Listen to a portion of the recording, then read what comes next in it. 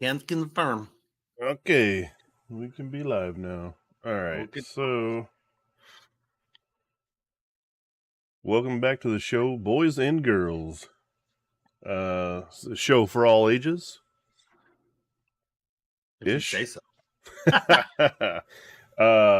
Yes, but welcome back to the Old Man Gaming Hour. This week, same as last week, there's 5 new Army faction focus articles to run through.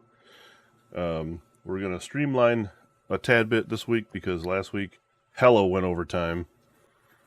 So hopefully we can bang these out and we're not such a bore to you, Tim. Oh, fucking Tim. Fucking Tim. So anyways, just to get through the first little bit here, what'd you do outside of Warhammer this week? Last night I went and saw my buddy Hiawatha in Ann Arbor. He did a little show. He's 76. He used to be like in the 60s and 70s. He was a musician, and so anytime you get to go see him sing, you freaking go. And so last night I went, and still recovering a little bit. It's early, but otherwise I'm in good shape. What'd you do? Man.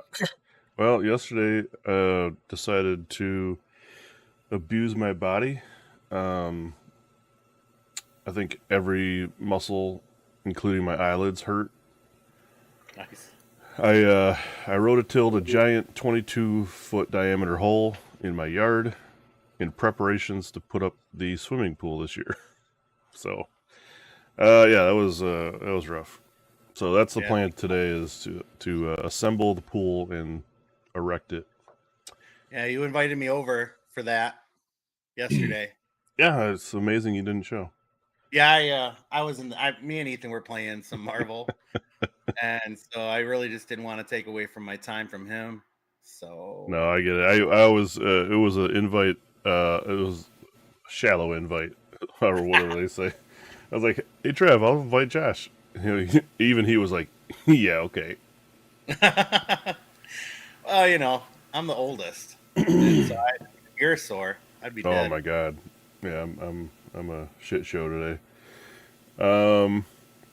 What you got? You got anything on the work desk? Yeah, I just worked on some. I mean, like I haven't worked on any of my cities, which is disappointing. Hopefully, I'll when I come back have some motivation to get the bases done, so I can at least start to have an idea of what I'm going to have. But I just been working on my stuff from Atomic Mass, my superheroes, and throwing them together. That's some Voltron. Um, just been playing with that with Ethan this whole week. I've meant to come over to your house a few times, and then just gotten tired at night, and me and Ethan been playing, and then it gets too late and wrapping it up. So we were supposed to play some Shatterpoint, but we didn't get the opportunity. So Yeah, and that's fine too.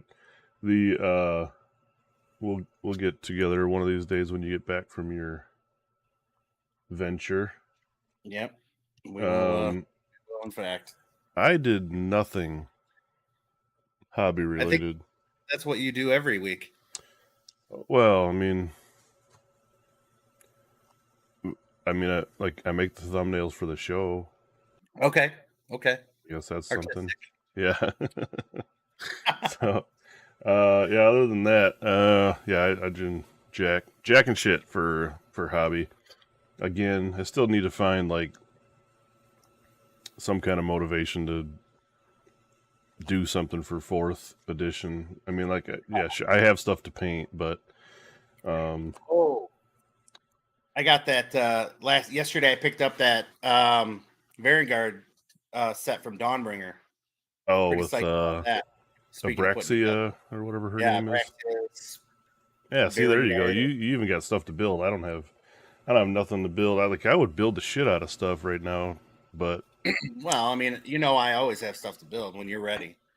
yeah, I think I still have about 900 of your Fire Slayer idiots to build. It could be good this edition. We're gonna find out. Could be. We're gonna run through it. It was a good segue. We don't have any recent events or upcoming events to really speak of this week. So I guess we'll just get right into the main topic. Let's do it. And the main topic would be getting into these articles. So Fire Slayers is going to be up first. Yep. As soon as I get around to pulling it up here. Yeah, probably not the show notes. Let's do this. Useless. There we go. That's the right one. There we go. All right. So, Fire Slayers. Yep. Blood, gold, and fire. I guess that's what they're about, right? Yeah, pretty much. Now, I will tell you this: if the army felt like playing the army felt like this piece of art, I'd be down for these bros. Yeah. Do you know what I'm saying? And, yeah, in Warhammer Fantasy Battles back in the day, they made this army list with just Slayer models, and it was one of the most ridiculous armies that were ever made. And they just wanted to sell their metal Slayers, and they did. And we played with it all the time, and it was fucking gross. But there was one army it couldn't beat, and that was Khorne. It couldn't there was if you did a Khorne themed Saves the Darkness army, everything was strength 5, and those guys you didn't get points if you were killed by something strength 5 or greater. So you couldn't score against them. Nice. So the game was broken. Well, I mean, in that sense, you could break army, it. Yeah. All right. Yeah, dwarves are awesome. I love dwarves. And the Slayers are cool. The problem with them is they kind of all just look so. Yeah, they all look the same. Yeah. I mean, maybe it's hard to make dwarves look different, I guess. Well, especially when naked dwarves. Well, that too. Yeah. You're going to give them a different weapon because they're naked. I'm just looking at some of the art. Some of the art's cool too. I just like the whole aesthetic of dwarves. They look cool. Yeah. You know, they got the whole dweller in the mountains thing, like you see a lot in Lord of the Rings or whatever. Gimli. Yeah, cool. All right, so the battle traits for Fire Slayers. Let me try to get it right in the damn screen. Here we go. Okay. So let's see what they keep, or what kind of feel they keep with the army here. So once per battle, at the start of the turn, they can. Oh, these are all their runes. So they took their rune system and gave it back to them, and they have like one rune per phase of the army, or per the game. So we'll just run through them. They're all basically the same. In whatever phase they do, they have an effect. And then once per battle, you can do each phase once per battle and each rune once per battle. And you can't do 2 runes in the same turn. Is an important thing. Yep.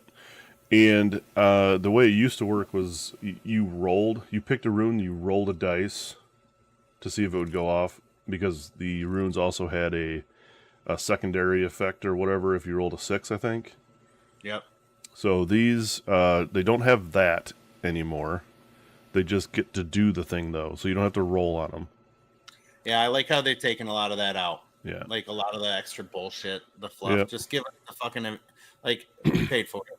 Yeah, if the army's going to do it, you get to do it. Yeah. So the first one is the Rune of Fury. This happens at the start, or once per battle at the start of any turn. And for the rest of the battle, friendly Fire Slayer units have strike first while they're in combat with the enemy that charged in the same turn. So if they get charged, they get strike first. Yep. So if you know you're going to take a hit, you pop this boy, and then you're going to hit first with all of your units. I would think that this tells the other army to not charge you. Well, but in that case, I mean, all of a sudden, that is beneficial too, because you're not losing your bros. And then, so if you're, if you do that, let's say I know that I have this and I have the choice to go first or second. I may go second knowing that I'm going to pop this bad boy, you're not going to charge me anyway. And if you do, sure. I'm going to put the hammer down on you. Yeah, it's defensive, but can be offensive if somebody messes up. Yeah. Or if you, let's say you countercharge something important too. I mean, that's still a thing too. So yeah, that one's cool. If you countercharge though, you won't strike first. It's only if you. If the enemy charges first. Yeah. Okay, so strictly defensive here on that one. Yeah. The next one is the Rune of Farsight, and you do this once per battle in your shooting phase. You can only use this ability if you haven't used another rune. Okay, never mind. We've established that already. You pick a number of enemy units within 10 inches of visible Fire Slayer's units to be the targets. Okay. You roll D3 for each target. On a 2-up, you inflict the amount of mortal damage to the target equal to the roll. So, the same mechanic. We've seen this all over the place now. This is going to be so common in everything. So, the D3 roll, and then on a 2-up, you're either taking 2 or 3 mortals. That type of thing. But this just happens to be in your shooting phase. You just have a rune that splashes out mortals. It's kind of neat. Yeah, I mean, if you're in combat with everybody, all of a sudden... Yeah, everyone's going to take some chip damage for sure. Yeah. Bonus damage is bonus damage. Yeah. I don't hate that. I don't hate that at all. No, solid. All right. The Rune of Fiery Determination. Is once per battle in your hero phase. You can use this ability if you have... not used your rune. I keep reading that. Yeah. Friendly Fire Slayer units have a 5-up ward for the rest of the battle round. Yeah. Very sexy if you're going first. Yeah. Yeah, just a 5-up ward for your whole army for a whole turn or whole round. Yeah, very cool. I mean, it would still be good if you went second, but it's better if you're going first. You get it for both players' turns. Solid. Yeah. Very good, especially if you're right before you're going to get into trouble. Right. All right. Yeah, a couple good defensive ones for sure. So far, the Rune of Relentless Zeal is once per battle in your charge phase. For the rest of the battle round, friendly Fire Slayer units can use charge abilities, even if they used the run ability in the same turn. That's pretty good for stunties. Fucking run and charge. Yeah, crazy. I mean, they're slow, so I mean that's good. They need it. Yeah, Jesus. I mean, you're gonna put them. Yeah, you're gonna put them in a position to where they can get their charges off for sure. Yeah, okay. Setting up offense here with this. Yeah, I mean, honestly, I like all these so far. Yeah, I like they're all very useful in whatever situation you're in. Yeah. All right, and the last one, once per battle in your combat phase, you're gonna pop the Rune of Searing Heat. And this one, the melee weapons used by friendly Fire Slayers units have crit mortal for the rest of the battle round. Again with the battle round. Yeah, that's good. Crit mortals are always good, especially if this ends up being like an army where you're running big bricks of dudes. I mean, they're only on like 32 mils, maybe, I think, is the base size. Maybe. And they're not 25s, but yeah, they could be 28s, but I don't think they are. I think they're 32s. 32s. So you're getting a lot of bros in. Yeah, you're at least getting 2 rows of guys in. So if you had a unit of 10 or 20, a lot of stuff's going to get the swing, which means a lot of dites, and that means a lot of crit mortals. Yep. All cool. Accurate. Yep. Very good. I like all that. Battle formations. They show us the Warrior Kin Band, which has the passive ability in the combat phase for Berserk Kindred. And the effect is to add 1 to wound rolls for combat attacks made by friendly Fire Slayers infantry units that charged in the same turn. That's awesome. Jesus Plus Christ. +1 to wound is freaking ridiculous. permanent +1 to wound if you charge. I'm charging a lot. I mean, in this case, you might go min, like min size units, multiple, maybe, like, yeah. and then you're just bringing them in, just wave after wave charging. Yeah, I mean, combine that with your rune, you could run in charge, or heaven forbid you pop crit mortals, and then you're doing +1 to wound, or +1 to wound on top of that. Yeah, Yeah, they're gonna have at least one devastating offensive round. Yeah. All right. So, prayers. Yep. No wizard dwarvies. Zargrim's Blessings is the lore that this is from. So in your hero phase, you can pray for the prayer of Ash, which would go off on a 4+. You declare by picking a friendly Fire Slayer's priest to chant the prayer, blah, blah, blah. And pick a friendly Fire Slayer's unit wholly within 12 and do the chanting roll of a d6. Subtract 1 from wound rolls for attacks that target the friendly unit until the start of your next turn. If the chant roll is 8, also subtract 1 from rend characteristic of attacks that target the friendly unit until the start of the next turn. Ooh, okay. Yeah, you can make something pretty tanky, I suppose. Yeah, I mean, it's just piling on the defensive. Like, you can go offensive, defensive, depending on the turn, the round. That's pretty sweet. Oh, and unlimited on this prayer. Oh, so you're just banging it out on everything. You're gonna hit this 8 fast. Well, no, I don't. Or does each priest like have his own pool of points? I feel like that's the way it is. Okay. Yeah. But I don't still, think they can combine to cast one prayer. If they could, that's awesome. I'd be like, I felt like maybe you should be able to do that. That would make a lot of together sense. And like fucking yeah. all pray at the same time. But I don't think that's how it works. But that would be fun. I mean, maybe that if there's like when we see the core rules and stuff or whatever, the actual rules for things for that. I mean, that could end up being the way it is. That'd be cool.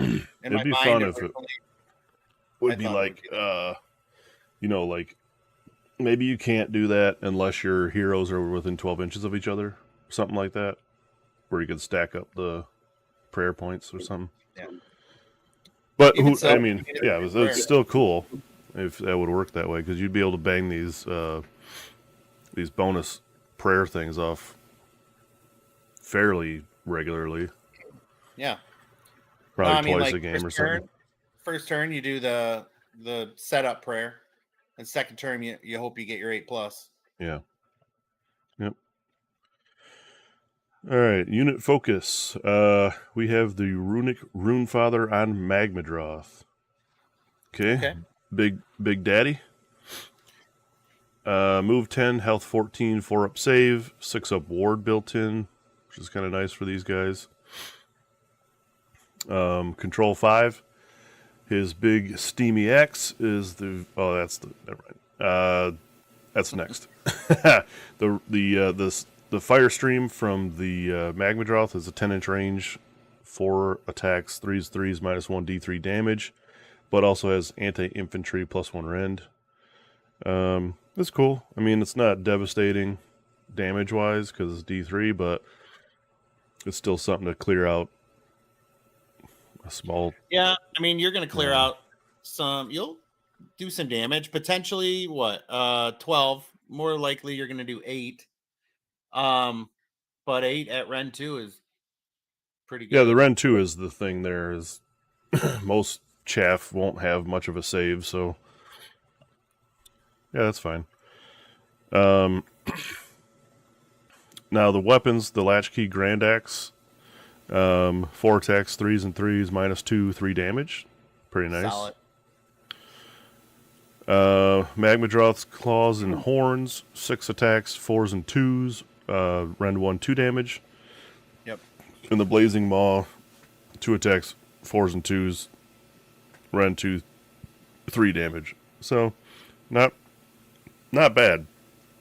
Excuse me. Nope, I think that's pretty tough. I mean, we'll have to wait to see the points. but I mean, it can hold its own. Yeah, and don't forget that this unit also benefits from all of the runes and prayers and stuff that they'll have. So Yeah. if this seems underwhelming for a monster, just wait. When you get +1 to wound and +1 to rend, all this shit's gonna go crazy. The battle damage, the only thing that's affected is the claws and horns, and you lose 2 attacks off of those. Yeah, I kind of really dig how they're doing the monsters now, where they pick one of the mounts weapon profiles and just kind of reduce the attacks a couple, instead of like you got all these things you got to look up like on the chart, whatever, you know. Yeah, the chart was annoying. I mean, it was kind of cool. It was like when they came out with it, it was like, oh, this is pretty sweet. But now, 3 editions in, it's kind of a lot to keep track of. It's just easier to have one thing that goes down. All right, a couple abilities. They're all combat focused here on these guys. So one is the Rampage. So once per turn in any combat phase, you can do the Raging Inferno. You pick an enemy unit that's in combat with this. You roll a dice on a 3-up. You subtract 1 from save rolls for the target for the rest of the turn. That's pretty sweet. Yeah. Auto +1 rend. Yep. And it just counters all-out defense. Yeah, but you have so much rend on your your weapons. I guess 2, 1, and 2. That, I mean, in essence, that makes it 3, 2, and 3, which is sweet. Yep. All right. Warrior Kings. Once per battle in the combat phase. For the rest of the turn, add 1 to the attacks characteristic of melee weapons by friendly Fireslayer units that are wholly within 12 of this unit. That's pretty good. Once per battle, but I mean, like, you got your turn where you charge everybody in and you're buffed to the 9s with all your stuff, and then boom, you hit them with everyone including this gets +1 to its attacks. Yeah, that's strong. Yeah. Like I said, it kind of almost feels like you're gearing up for one heavy combat round for sure.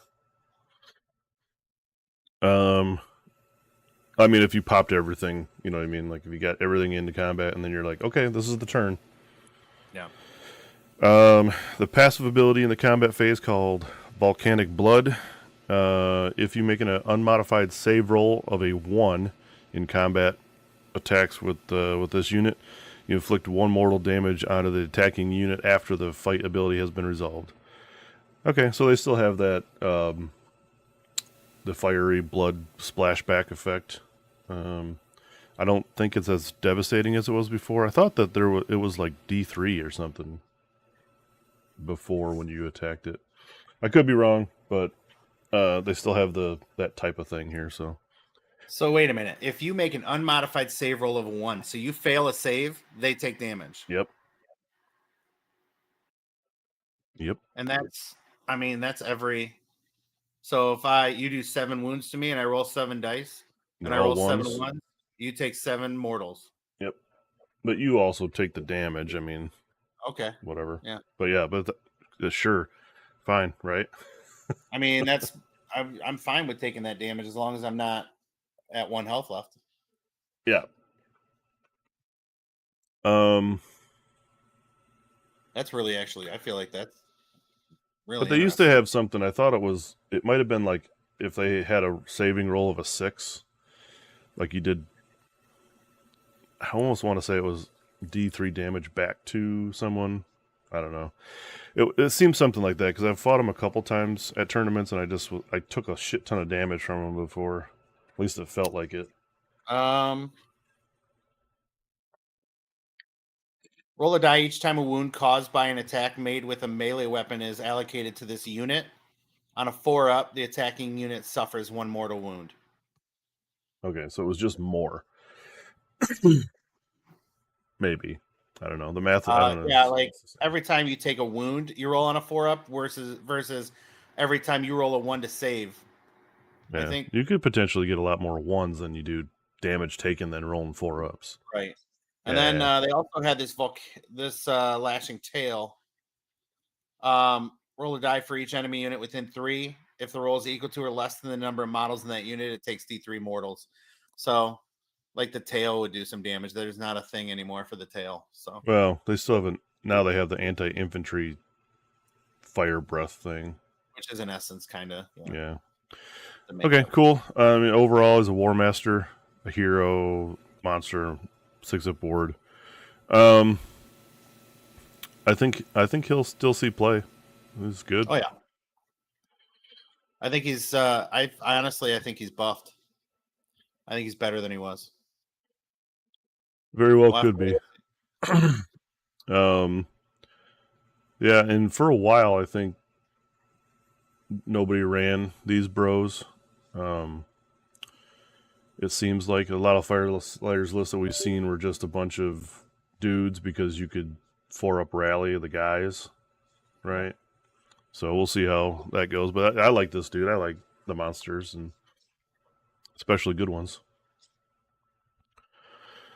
All right, so next bro on the list is the Rune Master. Okay. 4-up or a 4-inch move, typical. 5 health, 5-up save. Does he have a 6-up ward? Yes. Okay. Control 2. He's got a staff. It's like the standard hero profile. 3 attacks, 3s, -1, 2 damage. He is a priest. Priest power level 2, by the way. Oh wow. It might be the first time we've seen a priest with power level 2, if I recall. It seems accurate for dwarves, right? Yeah, they should have some buffs on their priests. So he has the High Priest of the Zargrim, and each time a prayer is chanted by this unit that is answered, this gains a magmic power token. Okay, so each time he gets a prayer off. And then, I'm sure this ability, Master of the Runes, is a reaction to when you... Oh, no. I wonder what the magmic power token is then. It tells you right here. here. Okay, never mind. I didn't read it far enough. So the reaction to... When you declare your Urgold rune abilities, you use the Master of the Runes. So this is how you get your extra effect for these runes. So the effect is you remove 3 of this magmic power tokens from this guy. If you do so, apply the effect below to the rune ability. So the Rune of Fury for the rest of the battle round, add 1 to wound rolls for combat attacks made by Fireslayers units while they have strike first. Okay. So when you apply the strike first ability, they'll also have +1 to wound. That's freaking awesome. Yep. The Rune of Fiery Determination, you add 1 to save rolls for the rest of the battle round. Which, now I don't know what Fiery Determination was. Oh, 5-up board. Okay. 5-up board and +1 to save. All right. Pretty hot. Relentless Zeal, add 1 to run rolls and charge rolls for the rest of the round. So you're running charge +1 to both. Yep. And then the Searing Heat, add 1 to the rend characteristics of weapons used by Fireslayers units the rest of the round. And they have the crit mortal on with that one. So +1 rend and crit mortal. Pretty hot. And then the Rune of Farsight increases the range ability to 16 inches instead of 10. That's pretty solid. Yeah. This guy is cool. I don't know. I mean, like, he can do two chants per hero phase, right? Yep. Now the chances are that you actually get a prayer off. Depends. We've only seen one of their prayers. I imagine they have a couple more. Well, here's the thing. Well, no, he can't do that. I was going to say maybe he can chant the same prayer twice because it's unlimited, but he can't do the same prayer twice. But he can do 2. So what if... here's the problem with... do you do... If he chants a prayer, right, and it doesn't actually go off, like say he rolls a 3, he gets 3 chanting points or whatever, right? Right. Saved up. It saved up for that. Yep. Now, is that saved up for the prayer that he attempted, or does he just get 3 chanting points? We'll see. Because if he doesn't get the 1 prayer off, right, and he has 3 chanting points built up, and then he prays a different prayer because he's power level 2, can he apply those 3 points he had to the next prayer? I'm guessing no, because that would just make you 2d6 to pray. Yeah, but then you don't, even if you get tracking. the prayer off, you don't have to. I know, but then you're tracking 2 prayers. 2 prayers. Yeah, I don't know. I don't know how it's going to work. It's going to be confusing to do that. Yeah. That's an excellent question. Yeah, so we'll see. I think it'd be easier. Like the easiest thing to do is just have him have a pool of prayed points. Yeah. You know, and then you could just apply it to whatever the fuck you want when you want to actually get a prayer off. That would make sense to me, I think. So maybe it might be kind of easy for him to do these. I mean, yes, of course, like you said, he's going to have a 2d6 prayer every turn. But you're also only getting 1 magmic power token per prayer that goes off. Right. So, I mean, he's not banging out 2 or 3 tokens per turn. He's getting 1. Right? Right. I don't know. And you still need 3 of these things. You're only going to get 1 of these effects like once a game. Unless is there a way like with the magic that you can do a prayer in your opponent's turn? Yeah, I think so. I think you can do both. So maybe you save one of your, but either way, I don't know. But you're gonna have to spend a command point to do it. So, right.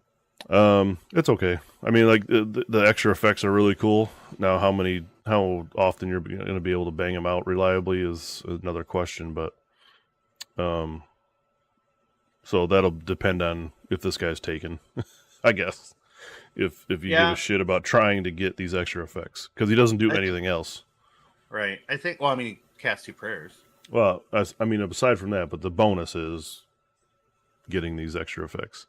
Yeah, and I mean, even if you got one of those once per game, like if you timed it right, yeah, you could do some. Yep. You can do some work with it. All right, so okay in the situation, I think, for that guy. Okay. Hearthguard Berserkers, everybody's favorite naked boys. Okay, so they got a 4-inch move still, 2 health, 6-up save, and a 6-up ward. Control 1. And they have the 1 melee attack, which is 2 attacks, 3s and 3s, -1, 2 damage.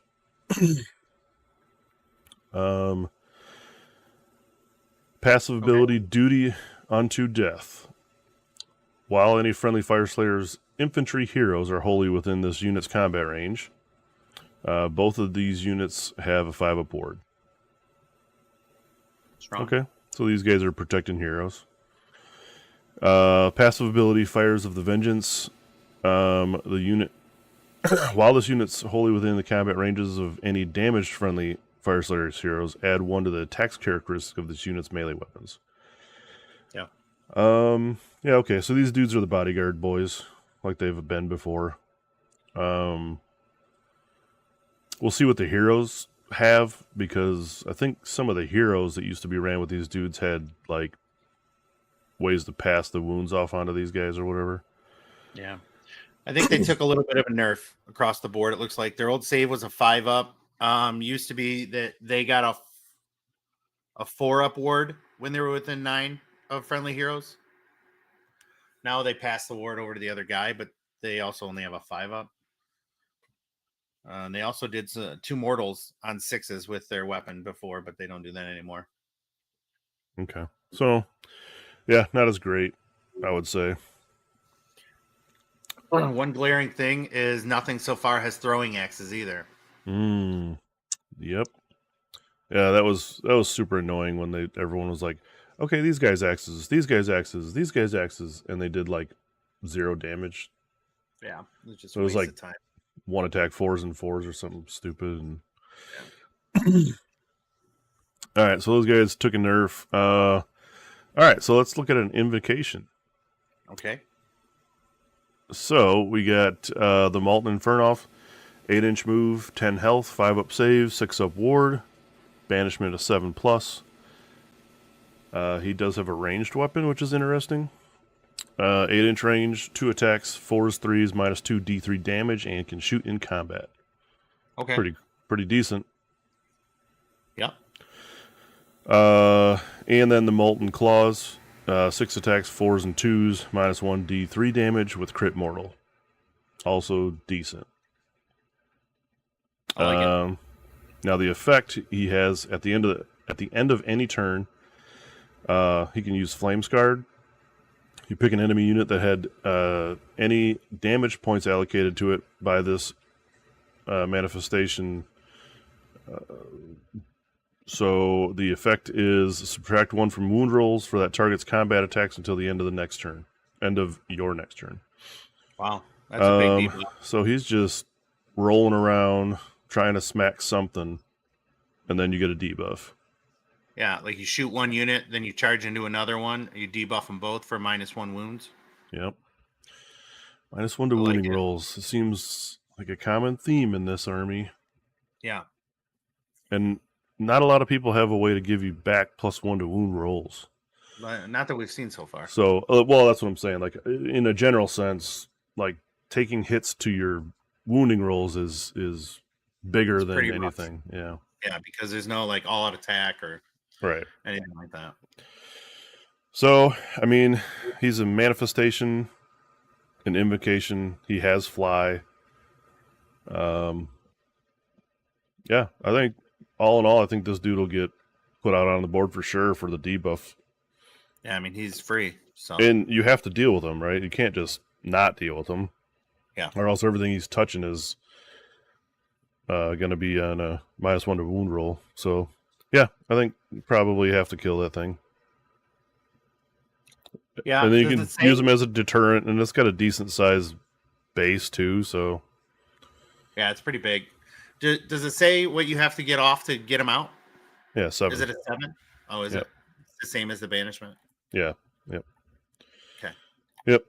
So, yeah, if you have well, I guess but either way, like, these things are going to be so impactful in the game now because either one is going to take away a cast from one of your wizards, right, to try to get rid of it. If you don't get rid of it, either by a priest or a wizard, then you're going to have to fight it or shoot it, and you got to do 10 wounds on a 5-up save, 6-up ward. Not the most reliable thing to shoot off the board unless you got some kind of, like, rend heavy shooting. Right. And if you don't shoot it off the board, then you're gonna have to charge this bitch and kill it before it takes a swing at you to give out the rent or the debuff. So and it has 10 health and a 5-up, 6-up. Yeah. That's what I mean. Like, still gonna have to do a chunk of damage into it. Yeah. So, yeah, very cool. But as soon as you kill it, the next turn they're fucking bringing this boy back out. So. Right. All free. Just constantly bringing this dude on the table. If it goes off on a 7, you're probably going to have to take 2 turns to get it out, right? Can't roll a 7 on 1d6. Well, yeah, okay. Sure. I don't know if it goes off on a 7. That doesn't make a lot of sense. Well, I mean, it may.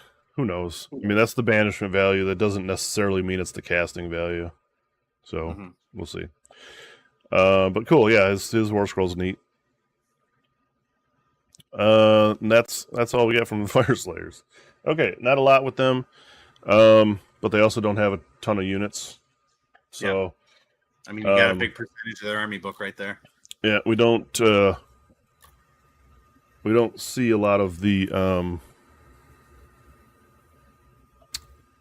we didn't see any of the big hitters really, other than the Rune Daddy.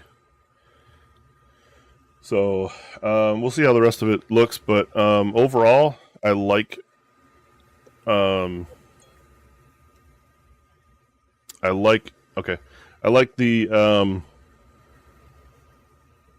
units that they showed us. I don't know how effective it will really be. But the rune system looks easy. I think they do bring that dude that gives the extra, like the extra effects for the runes. Now that's kind of a question mark in my mind as far as how effective that will be. I guess it only really depends on how exactly you have to go about doing your praying. So if you can couple that up with the ability to stack prayers or something like that and reliably get prayers off and earn those tokens, then maybe. But also there's a crap ton of heroes in this army too, so we don't know if that hero will be as effective as the other ones. So still remain to be seen, but I don't think that they took so many devastating nerfs because we haven't seen enough of it to be able to make that determination, I don't think.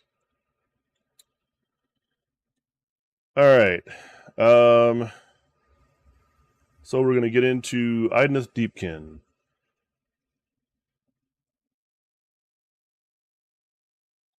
Just jotting down the timestamp so I don't forget this time.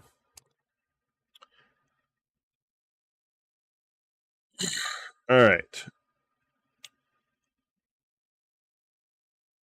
So, IDK, everyone's favorite fish elves. I have not had a ton of experience with playing against this army. I know Josh, you've used it a few times. Ethan's ran it quite a bit. Ethan runs a lot. Yeah. So we'll try to see if there's any glaring differences here. Okay. I think the overall feel of them, from what I got like during Discord conversations, were that this was underwhelming. But I agree. We'll have to make that determination here. All right. Let's get down into it here. Go ahead and let us hear the battle traits. So battle traits, we got that once per battle for your army in the deployment phase. You can declare any regiment led by an IDK hero, and then you put them on the sideline, just like every army seems to be getting. You can then raiders from the deep sea, bring them in within 9 of any battle edge and more than 9 from enemy units. So that's in your movement phase. So they have, like many armies, that deep strike ability on the board edges, kind of an ambush thing. Then they get their tides back. They're a little bit different. So you go 1, 2, 3, 4, then you go back to 1. Previously, there was a way to reverse that, and we don't know. I don't think that they showed a character yet that does that. So far, this is the way. So in round 1, you have low tide. You're -1 to hit from shooting, and -1 to hit rolls from combat attacks that target this unit if they did not use any charge abilities this turn. So if you get charged, you are hit normal, but if you didn't get charged, then they're -1 to hit in combat. It's pretty good. Mm-hmm. If they go first, then on your turn, like if they alpha you, I guess, then on your turn, then you're going to be a little more defensive because you're going to be stuck in, I guess. I don't know. Battle round 2, they're gonna give you run and shoot and or charge. Yeah, awesome. So yeah, I mean, when you could do all 3, that's amazing. Yeah. Round 4, you're gonna get first, or 3, you're gonna get first strike from high tide, just like before. So everything in your army has first strike. It's like turn 3 for IDK is always brutal. And then battle round 4, you get ebb tide, so you can retreat and still shoot and or charge. In addition, you don't take the mortals from retreating. So That's pretty Yeah. good. It's similar to before. All those seem really good, and they keep the stuff that they had. So yeah, Yeah, I like that. They're not round one quite isn't quite as devastating for a shooting army. Just -1 to hit. I think that I can't remember what it was before, but there was something a little bit better. But then they add in that little bonus for combat, so I mean, it kind of makes up for it. So yeah, I like the tides. They look good. Then we got the Achillean Beastmasters, Ferocious Predators passive army ability. So you'll add 1 to hit rolls for combat attacks made with companion weapons from Achillean units, which are the sharks, and I'm sure some of the other And the units eels are. too, right? I believe the eels. Yeah. Yeah. So like the mounted mounted fish. Fishes. Yeah. So I mean, hit. yeah, +1 to hit. Pretty awesome. Yeah. I think that you'll see now, like, more eel centric armies. Just if you're running this. I mean, a lot of people used to run a lot of eels, anyways. But my question is, I guess, is that for shooting and for melee? Because it just says combat. Well, this is a combat passive ability with the red. Phase. Yeah, you're right. All right. It looks good. We'll see what I think we have sharks, so we'll be able to look at that and see what it looks like with that. Yep. So our spell here is Steed of Tides. On a 6-up, a unit wholly within 12 basically gets picked up and put down more than 9 from enemy units anywhere on the table to teleport. Unlimited. Very hot. Very hot. Makes it interesting. You could just be like, all right, teleport. You know, if you have the casters, you can make that happen. Yep. Yeah. 6-up, it's pretty easy. Oh yeah. You're gonna get this off for sure. Multiple times. Yeah. I like that ability a lot. Especially too, like, and not so much of it as an offensive ability, but like an objective scoring ability. Yeah. Just go. Yeah, no, exactly. You're just like, okay, it's turn 5. I need to get this over there and take that objective. Yeah, easy, done. Oh, I need more points on it. Boop, boop. You know, so all right. Now we're gonna look at the Eidolon of Mothlan, the aspect of the sea. And he is, I believe, the melee focus one. It looks like.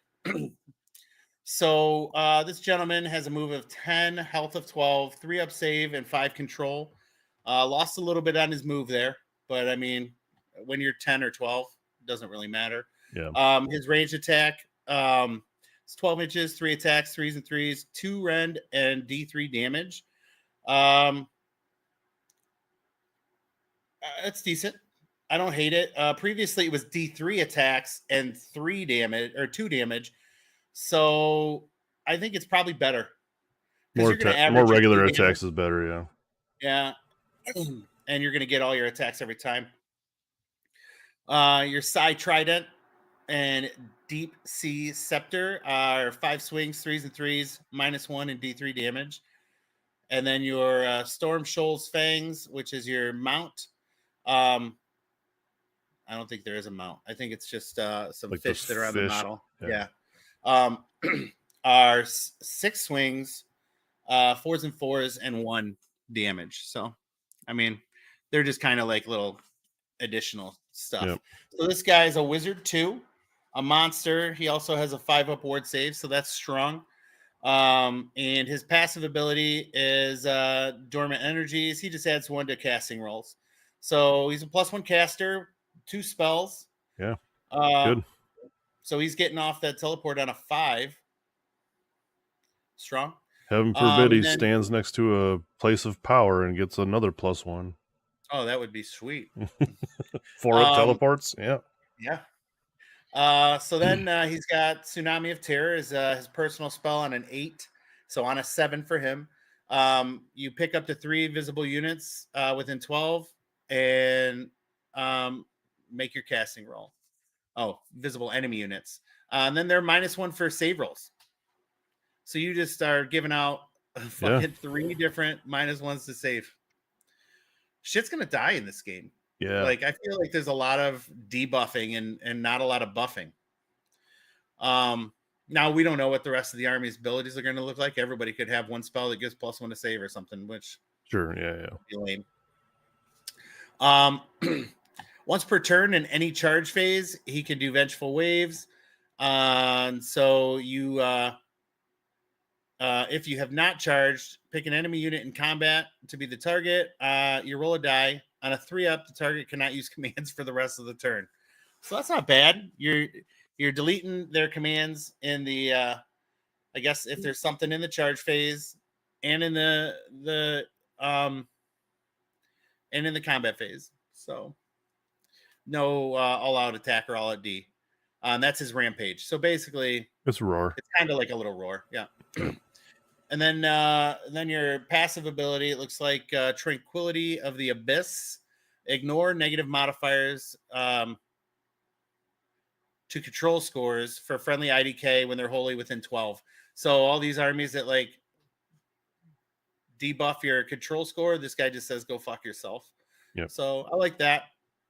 I think that's a strong just general ability. Overall, I give this guy probably an A- or a B. I think he looks really good. I'll have to wait and see what he looks like on the table. Yeah, nothing seems bad on him. No, not at all. Looks like his attacks are roughly the same, actually just slightly improved with the side trident and the deep scepter. The Storm Shoal's fangs went from 2d6 attacks to just 6, and I'm fine with that. Yep. So the Tidecaster, this is your little wizard, wizard 1. So his or her move is 6, save is 5 up, health of 5, and a control of 2. Normal stuff. Staff is 3 attacks at 3 plus 4 plus 1 rend and D3 damage. I guess it's decent for a little wizard. And then it's got a little fish with him that does 2 attacks, 4 up, and 1. Just seems like the regular fish attacks. So he is the master of the Aether Sea. So once per turn in your hero phase, you can make an Ishran ritual roll. So on a 3+, you pick one of the following to apply until your next turn. One of them is Creeping Mist. And that says IDK cannot be targeted by shooting attacks unless the attacking model is within 12 of them. So I believe he gave that before for free. Okay. And so now he's got to roll that 3 up, but he could do it every freaking turn. That's pretty fucking hot. Okay. Then on a 3 up, you can add 1 to run rolls and charge rolls with Surging Steam. And then last, Spiteful Riptide. Each time an enemy uses its retreat ability after the effect has been resolved, they take D3 mortals. So like you're basically doing 2 D3 mortals if somebody retreats from you. Oh yeah, that's cool. Yeah, that's really interesting. I don't know how many times someone's going to retreat from you, but or if you know that at all before you got to cast this thing. So yeah, but I guess if let's say you're playing against somebody and they're not shooting you, you're not picking the first one, right? Yeah.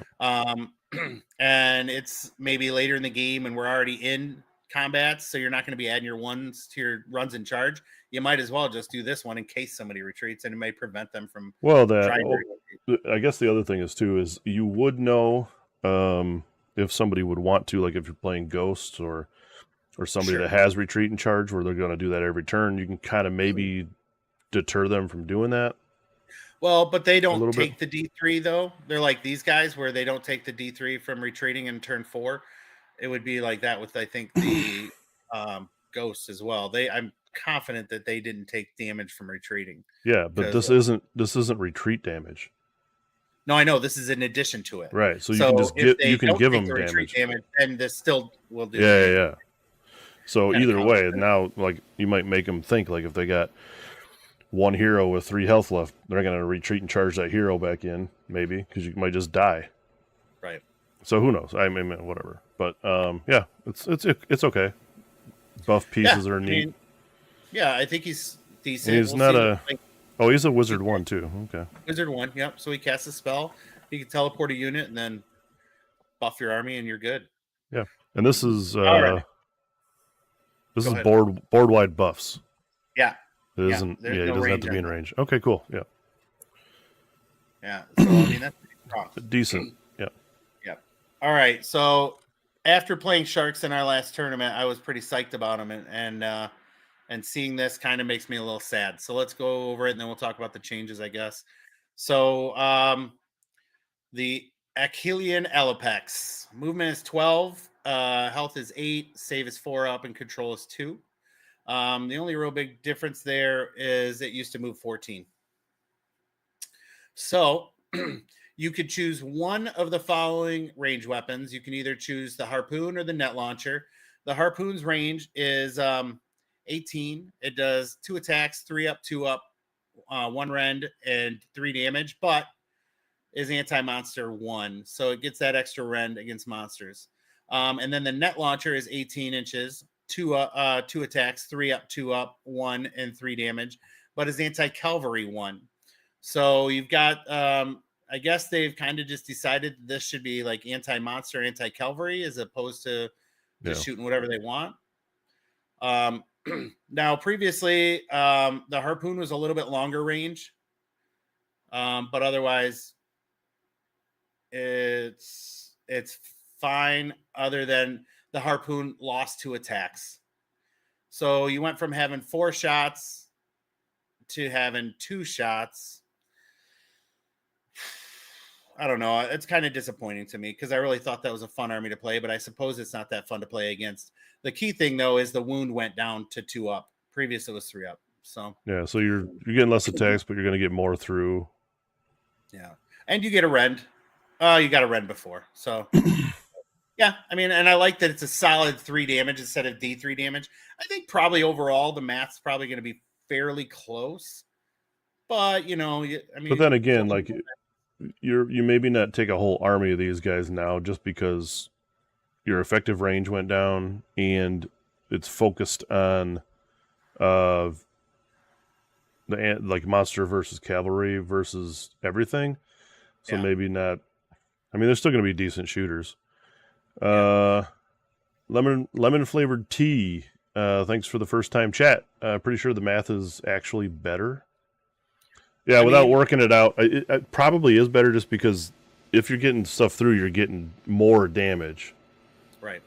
So yeah, you don't need as many attacks to do the same amount of damage. Theoretically, overall, I think that we're probably in good shape with that. I mean, I guess I liked the idea of getting 4 shots and being able to land all 4 of them and then do like 12 damage. But I mean, yeah, overall, probably the average is probably slightly better with this weapon. So then melee wise, you're going to have the barbed hooks and blades, 4 swings, 3s and 4s, 1 rend and 1 damage. Now remember, the companion weapons get +1 attack if you took that other faction that we talked about a little bit ago. So this ferocious bite would go from 3 to 4 attacks, but they're 4s and 2s, 2 rend and 2 damage, and then they also have the anti-monster rend. So really, it seems like I really think they're trying to lock up monster attacks with these. Lemon flavored tea said the best part is the ensnared, so we can go to that right now. In any shooting phase, to clear in any enemy model or monster or cavalry that has any damage points allocated to it by the shooting this turn on a 3 up until the start of your next turn, subtract 1 from the number of dice. Oh, so it makes them -1 to charge. That's a really sweet ability. No, -1 dice. -1 dice to charge. Yeah, dude. That I'm telling you right now, and people, I don't know. I have had a lot of conversations with Roush on this. Yeah. That ability that's in the game on multiple different things, that's devastating. No, I agree. I mean, it's going to completely ruin people's turn. Yeah, can you set yourself up or something and you just go, oh, yeah, you're more than 6 inches away. You can't charge me. Yeah. I mean, wow. I mean, it's strong, you know, but like you said, that's in multiple armies that we've seen that we've gone over so far. And that's with either of the weapons, I believe. I don't think it's just the harpoon. I think. Yeah, just if you took shooting damage. It's either one, yeah. So that's freaking sweet too. And then they have a passive ability. Add 1 to the attack's characteristic of the ferocious bite while it's within 6 inches of any damaged enemy units, or while it's within 6 of any enemy units that had model slain. So that's freaking cool too, because then you're like, you roll in, you shoot something, you do some damage, you make them so Blood they in the can't water. charge, and then you freaking charge them, and you're getting +1 attack for this, +1 attack for your army ability. All of a sudden, that ferocious bite is 5 swings, 4s and 2s, 2 rend and 2 damage. Yeah, and maybe the redesign of these guys is more of a combined shooting and combat attacks type of feel. Yeah. Because before, you were just staying at range and shooting the shit out of everything. Moving, shooting, moving, shooting, moving, shooting. Yeah, and then And I really charge if I didn't- thought I could just finish it up. Yeah. And now, maybe you just shoot to soften something up and then charge in and try to kill it. But, yeah, I mean, overall, I still think they're going to have play. They're going to have play. Yeah, I was a little disappointed running through it the first time, but, thinking more about the math, you lose a little range on the harpoon, like I said, but otherwise, I mean, it's a decent weapon, and you get the bonus against monsters. Yeah. I mean, I guess I only have harpoons, so I would probably play the harpoons. But I mean, I guess if I saw that the meta changed to cavalry, you'd have to figure something out. But I mean, otherwise, like, they didn't have that before, and they still had the same ability. Like, I mean, it was math wise, like we just determined, it's probably a little bit better. So that's just bonus on top. That's pretty good. Yeah. I do like the sharks, I guess. We did get an eel. Yeah, here's the eels. And they are also Herculean. So they're going to go 14 inches, 4 health, 4 up save, and 1 control. They get a musician champion standard bearer, and obviously they fly. Everything in this army pretty much does. Yep. So they got a hell saber that's 3 attacks, 3 ups, 4 ups, 1 rend, and 1 damage, and anti-infantry 1, which is strong. I like that a lot. And then they also have the fangs and lashing tail. That's 3 attacks, 4s and 3s, 1 rend, and D3 damage. And then that will be +1 attack in the particular army. So I mean, okay, I like all of that so far.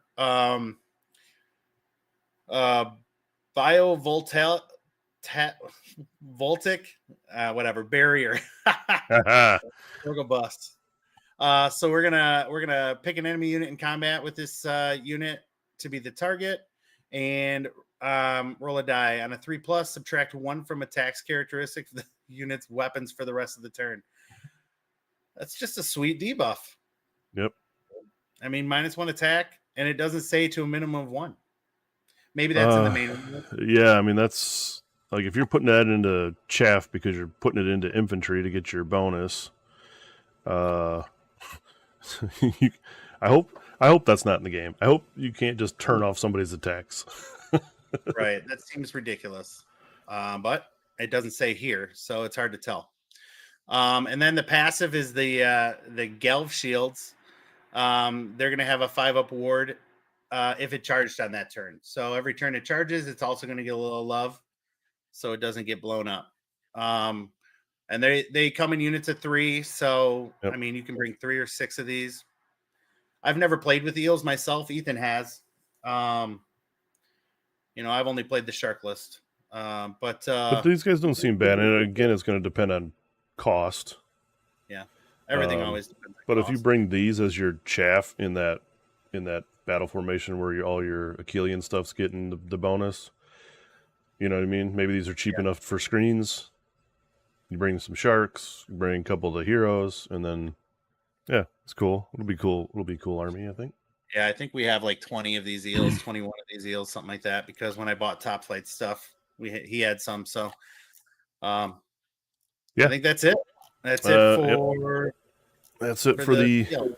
for the eel for the eels for IDK. So what's next, Nurgle? Yeah, let's get into Nurgle here. Just doing a timestamp. All right, so Nurgle.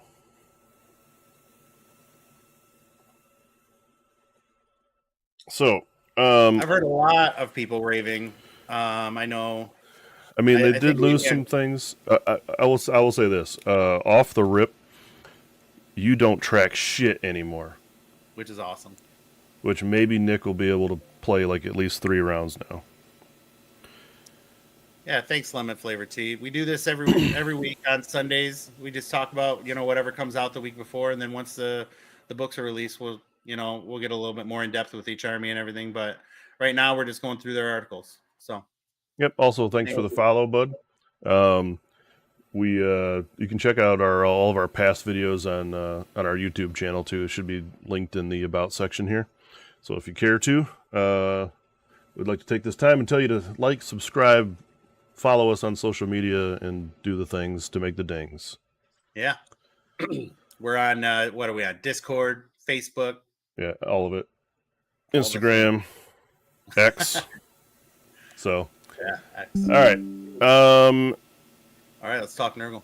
Yes. Okay, so Nurgle, we're going to... Again, we're going to see here that they lost some things, but it's going to be way easier for people. It's no longer like this giant bookkeeping army. Yeah. So, number one, off the bat, I will say you do not have your wheel anymore. Okay? Don't worry about it. Don't worry about forgetting to fucking roll on the wheel. It doesn't matter. It's gone. Okay. That out of the way. The battle traits for the army are once per turn at the end of any turn. We have this ability called Blessed by the Plague Father. You pick one of the following effects, and you do either Infect, which is pick an enemy that is in combat with any Nurgle unit to be the target, and then that target has the diseased keyword. Yep. This is how your disease works now, folks. You just get it if you're in combat with Nurgle. Now, you could also use Spread. You pick a diseased enemy to be the target, and every other enemy within the target's combat range now has disease. It just spreads. You don't have to worry about rolling 6s on your hits and then tracking it with the little dice and shit and being annoying as fuck on the table. Yep. And then the last ability is Mutate, and all of enemy units on the battlefield, or if all enemies on the battlefield have the disease keyword, inflict 1 mortal damage on each of them. So if you happen to be able to spread your disease over every unit on your enemies or in your enemy's army, at the end of the turn, everyone takes a mortal. No ticking down counters, nothing. They just take it. Now, with that being said, this isn't the only effects of the disease. Oh, tell me more. Yes.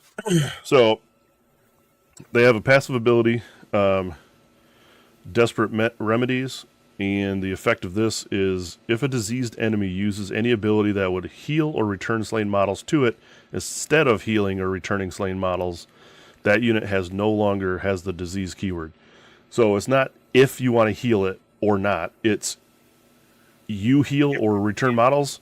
You don't do the heal or return models. You take the disease off. Yeah, I love that. That's going to negate a lot of stuff right there. It's going to do some stuff to some undead armies, I know. Yeah, that's going to be cool.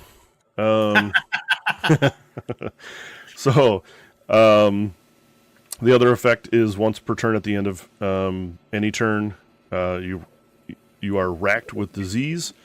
The effect is roll a d3 for every diseased unit on the field there, and then on a 2-up, you inflict mortal damage equal to the roll. So that's the new disease end of turn disease blow up. Yep. It doesn't remove the disease. If you have disease at the end of the turn, d3 and you're taking mortals. I love it. Way simpler, way simpler to use. Yeah, I like it a lot. You have the potential to do a little extra damage with the mutate. Yep. So you're either taking 2, 3, or 4 mortals at the end of every turn if you have disease on you. So that's fine because it's no longer you roll 7 dice and on 4-ups you do 1 or 2 and you got to do all these rolls that took up time. So. Well, we all know that our Nurgle guy is the slowest fucking player on the planet. So this should make things a lot faster for him. Nick might actually finish one game. Yeah. I was telling him about this at work, and I don't know if he really realized how exciting that was for him, but I'm happy for him. Yeah. All right, so the battle formation they show us is apparently these guys are part of a terrorist cell, the Taliban of Nurgle. I had to read that like 3 times when I first seen this. Giggles. So they have a passive ability. This is end of turn with the purple, right? Yep. Disease and pestilence personified. So from the second battle round onwards, add 1 to the amount of mortal damage inflicted by any, or if any of the racked with disease ability. So this is +1 mortals when you're rolling your disease. That's pretty sweet. So does that mean if you roll a 1 or 2, you get a 0, but it gives you +1? It says add 1 to the amount of mortal to the mortal damage inflicted. Do it on a, yeah. Yeah. So on a 2 plus you inflict. So if you roll a 1 or 2, you don't get it.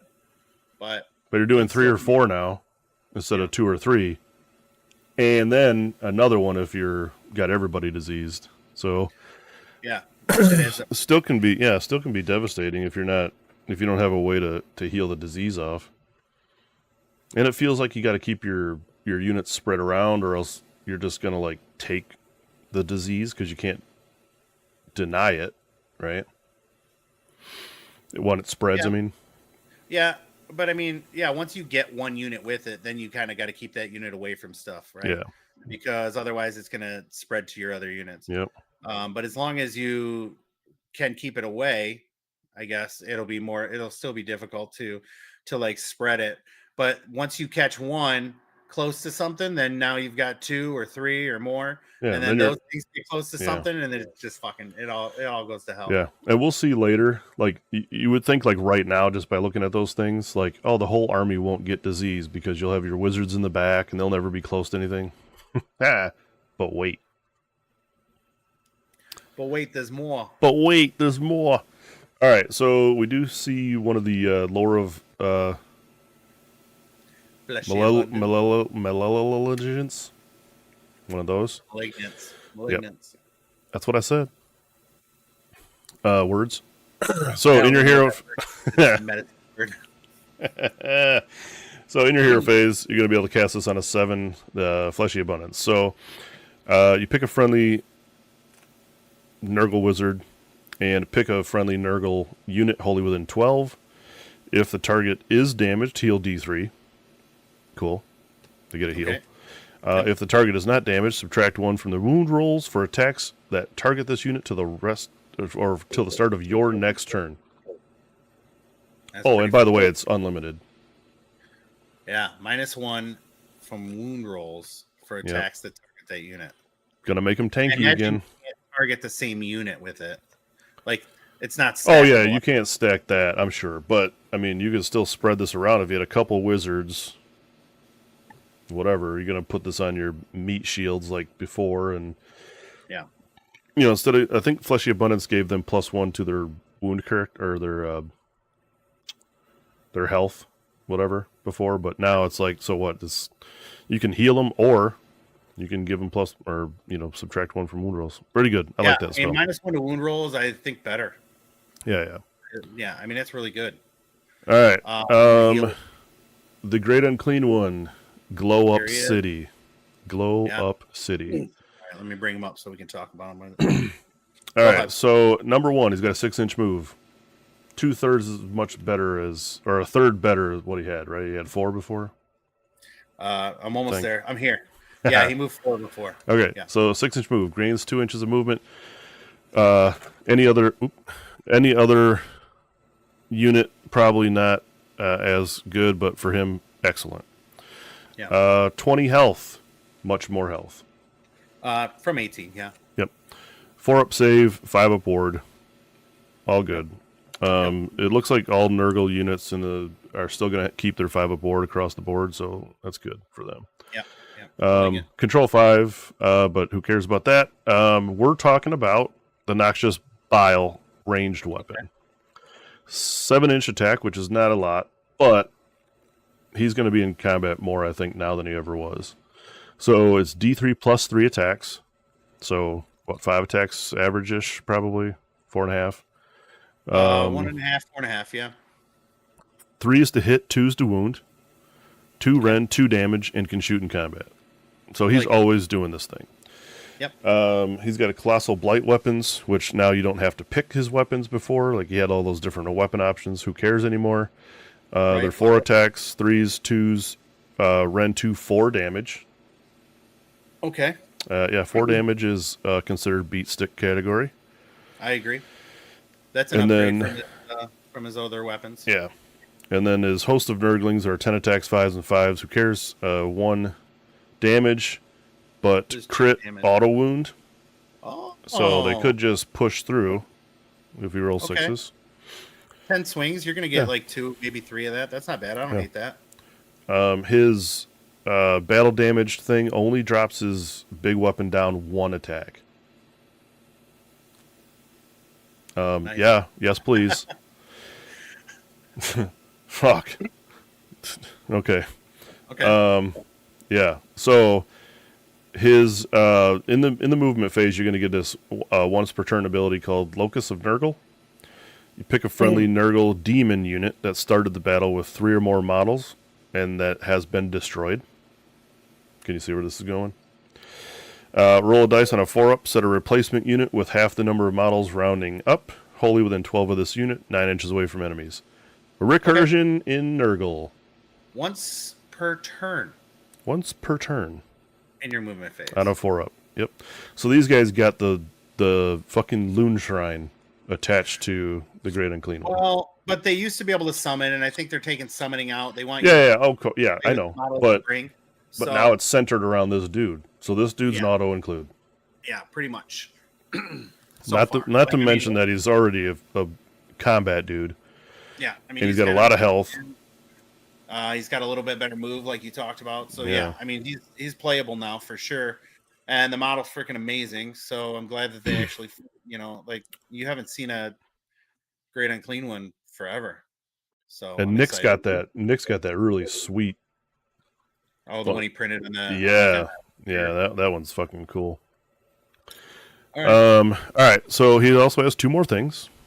Once per turn, at the end of any turn, bloated with corruption, you can deal. If this unit is damaged, pick up to 3 enemy units within combat range of this to be the targets.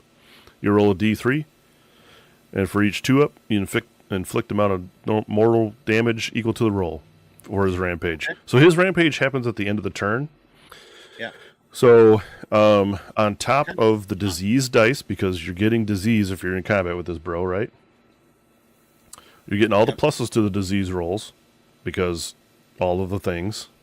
Yep. And on top of that, you're getting hit with another D3 disease. Yeah. I mean, so you could take probably like 8 up to 8 mortals just if you're in combat with this dude. Yeah. With all the things. Pumping out mortals. That's crazy. Oh, but wait. Yep, this is the but wait. You read ahead. All right, so in your hero phase, the Plague Wind casts on a 7. So he is a wizard 2, by the way. Yep. Plague Wind. You pick a visible enemy within 12. Cast this spell. The target gets disease. So you can do that in any order, right? Like, oh no. So you do that. You cast it on, like on your turn, you throw it on somebody, you disease them. And then at the end of your turn, when you do the once per, at the end of your turn, you pick the one where everyone within 3 of that takes the disease. So you're just spreading that shit quick. Like that's what I'm saying. Not only does stuff have to, all the stuff in combat with you going to be diseased, you can choose if they have a cluster of heroes or priests standing in the back or whatever, and you can reach them. Yep. Because you're going to shove this dude in the middle of the board. Guaranteed. Yep. He's going to be auto running turn 1 in the middle of the board. And then you better pray to kill him, because if you don't kill this dude, he just does all these things, which is going to make your army debuffed and take fucking blow up mortals. And Yeah, this dude is so cool. Yeah, I like him. I think definitely a glow up from before. Yep. Like, Very good. Great and clean one. Well done. like it. All right, Sloppity. That's it. Now we get to the part where none of this shit matters. Okay, Slobity. Sloppity Biopiper. 4-inch move, health 5, 5 up save, 5 up ward, control 2. He has a melee weapon that is basically trash. 4s and 3s ran 1-2 damage with 3 attacks. Not even a standard 3s and 3s. So, but he's here to play the pipe. So once per turn in any combat phase, you can play your Jolly Gut Pipes. And then you declare, you pick a friendly demon unit wholly within 12 of this unit to be the target, and the effects on a 2-up, you pick one of the effects. So he doesn't just get it anymore. There is a chance for it to fail. Yeah, but I mean, it's almost always going to happen. A stabbing we will go is one of the effects, and you add 1 to wound rolls for the target's melee attacks. So you're +1 to wound. Okay. Early one evening, my Pustule was seething. Pustule. Jesus, okay. That sounds gross. Ward rolls cannot be made for damage points afflicted by this target's combat attacks. So you can basically turn off wards. Pretty good. Okay, in a certain scenario. Yeah. Yeah, I mean... And then my love is like a ripe fart. Subtract 1 from hit rolls for attacks made by enemy units that target the target unit. So he's handing out debuffs. Well, debuffs or buffs. Because you're +2 wound. Yeah. Depending on what you want to do, he'll be taken. I mean, he's still handing out the things basically for free. And I'm sure he'll be cheap. If you you're able to summon him, but now you can't. Yeah. So if you lose him, you lose him. But yeah, okay. So he's just a buff piece. Whatever. I mean, he's fine. He's okay. Yeah, especially if he's cheap. If he's 100 points or whatever, then maybe even 90, 80. Yeah, he'll be taken. Yep. All right, so we get a new scroll for the Harbinger of Decay. This is the new model in the new Dawnbringers book that had the Nurgle stuff. Okay. I don't really remember what he was before, and I don't know if he's that great now. I mean, the model is 100p, right? The model's I mean, they've redone this model like 4 times, and every time it gets better. Yeah, this one's way good. Now, as far as his stats go, he's got an 8-inch move, which isn't bad for diseased cavalry, I guess. Health of 7 on a 3-up save, pretty good, and a 5-up ward. Control 2, he does have his Rot Sword or Plague Scythe. 3 attacks, 3s, -1, 3 damage with crit mortal. That's kind of good. It's kind of a combo between the other 2 weapons, but he gets an extra attack. Yeah. And then his mount is just a cavalry mount, so 2 attacks, 5s, 3s, no rend, 1 damage. His abilities once per... What is he? Oh, he's a priest 1. Once per battle in the enemy hero phase. Okay. Kneel of Doom. And you pick 3 enemy units within 24 of this guy to be the target. Until the start of your next turn, subtract 1 from the move characteristics of each target and subtract 1 from run and charge rolls for each target. Okay. It's similar to his previous ability. Yeah. It looks like the range has gotten longer now. So he's just going to say, slow down, buddy. Yeah. Slow down, buddy. Bring it down a notch. Yeah.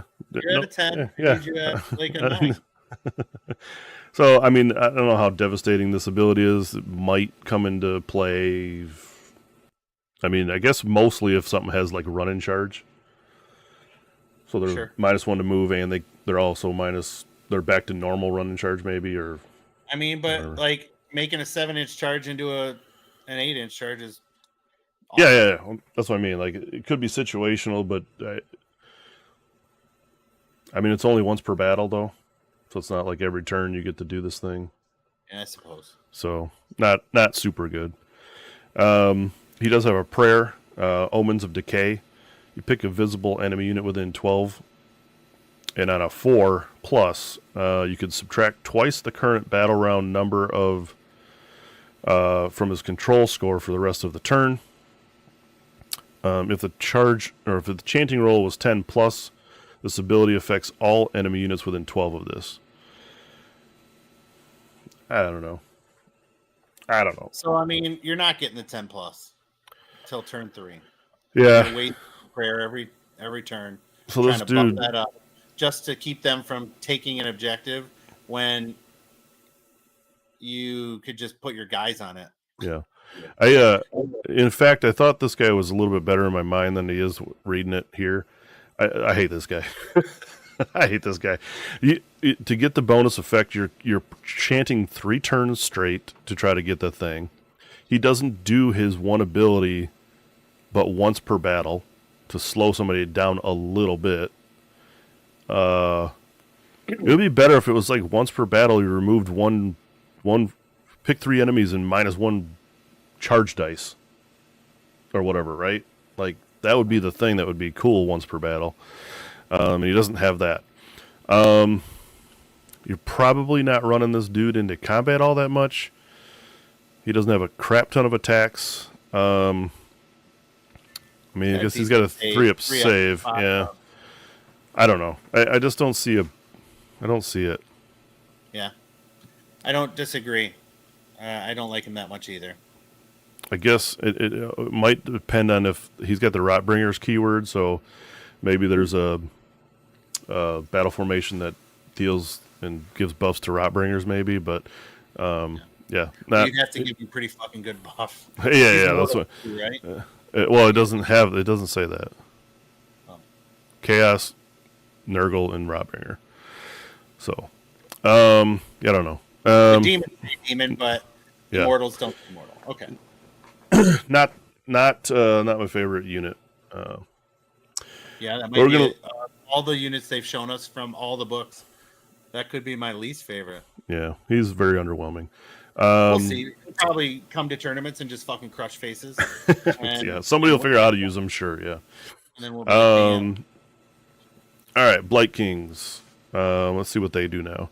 I think these guys also kind of took a hit. 4-inch move, 3 health. They used to be 4 or 5 before, I think. They do have a 3-up save and a 5-up ward. 4 before, so they lost a health. They are a 3-up save, though. better. Yep. The Blighted weapons, 4 attacks, 3s and 3s, rend 1 damage. Okay, they lost 1 attack.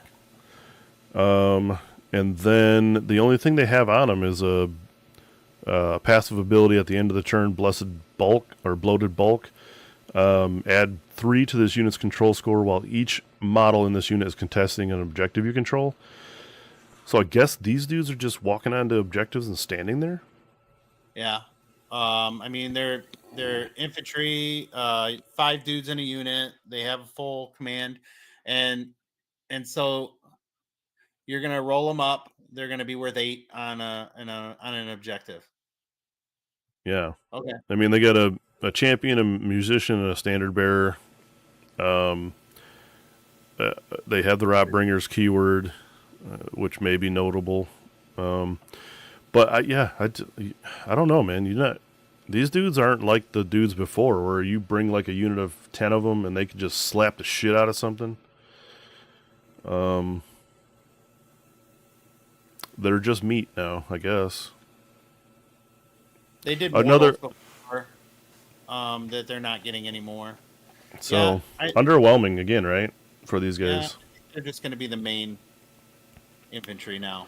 It looks like, you know how like they're trying to give everybody a job.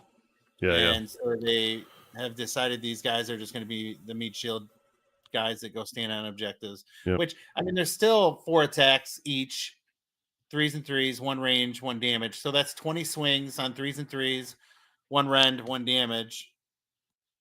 I mean, that's decent for just an infantry.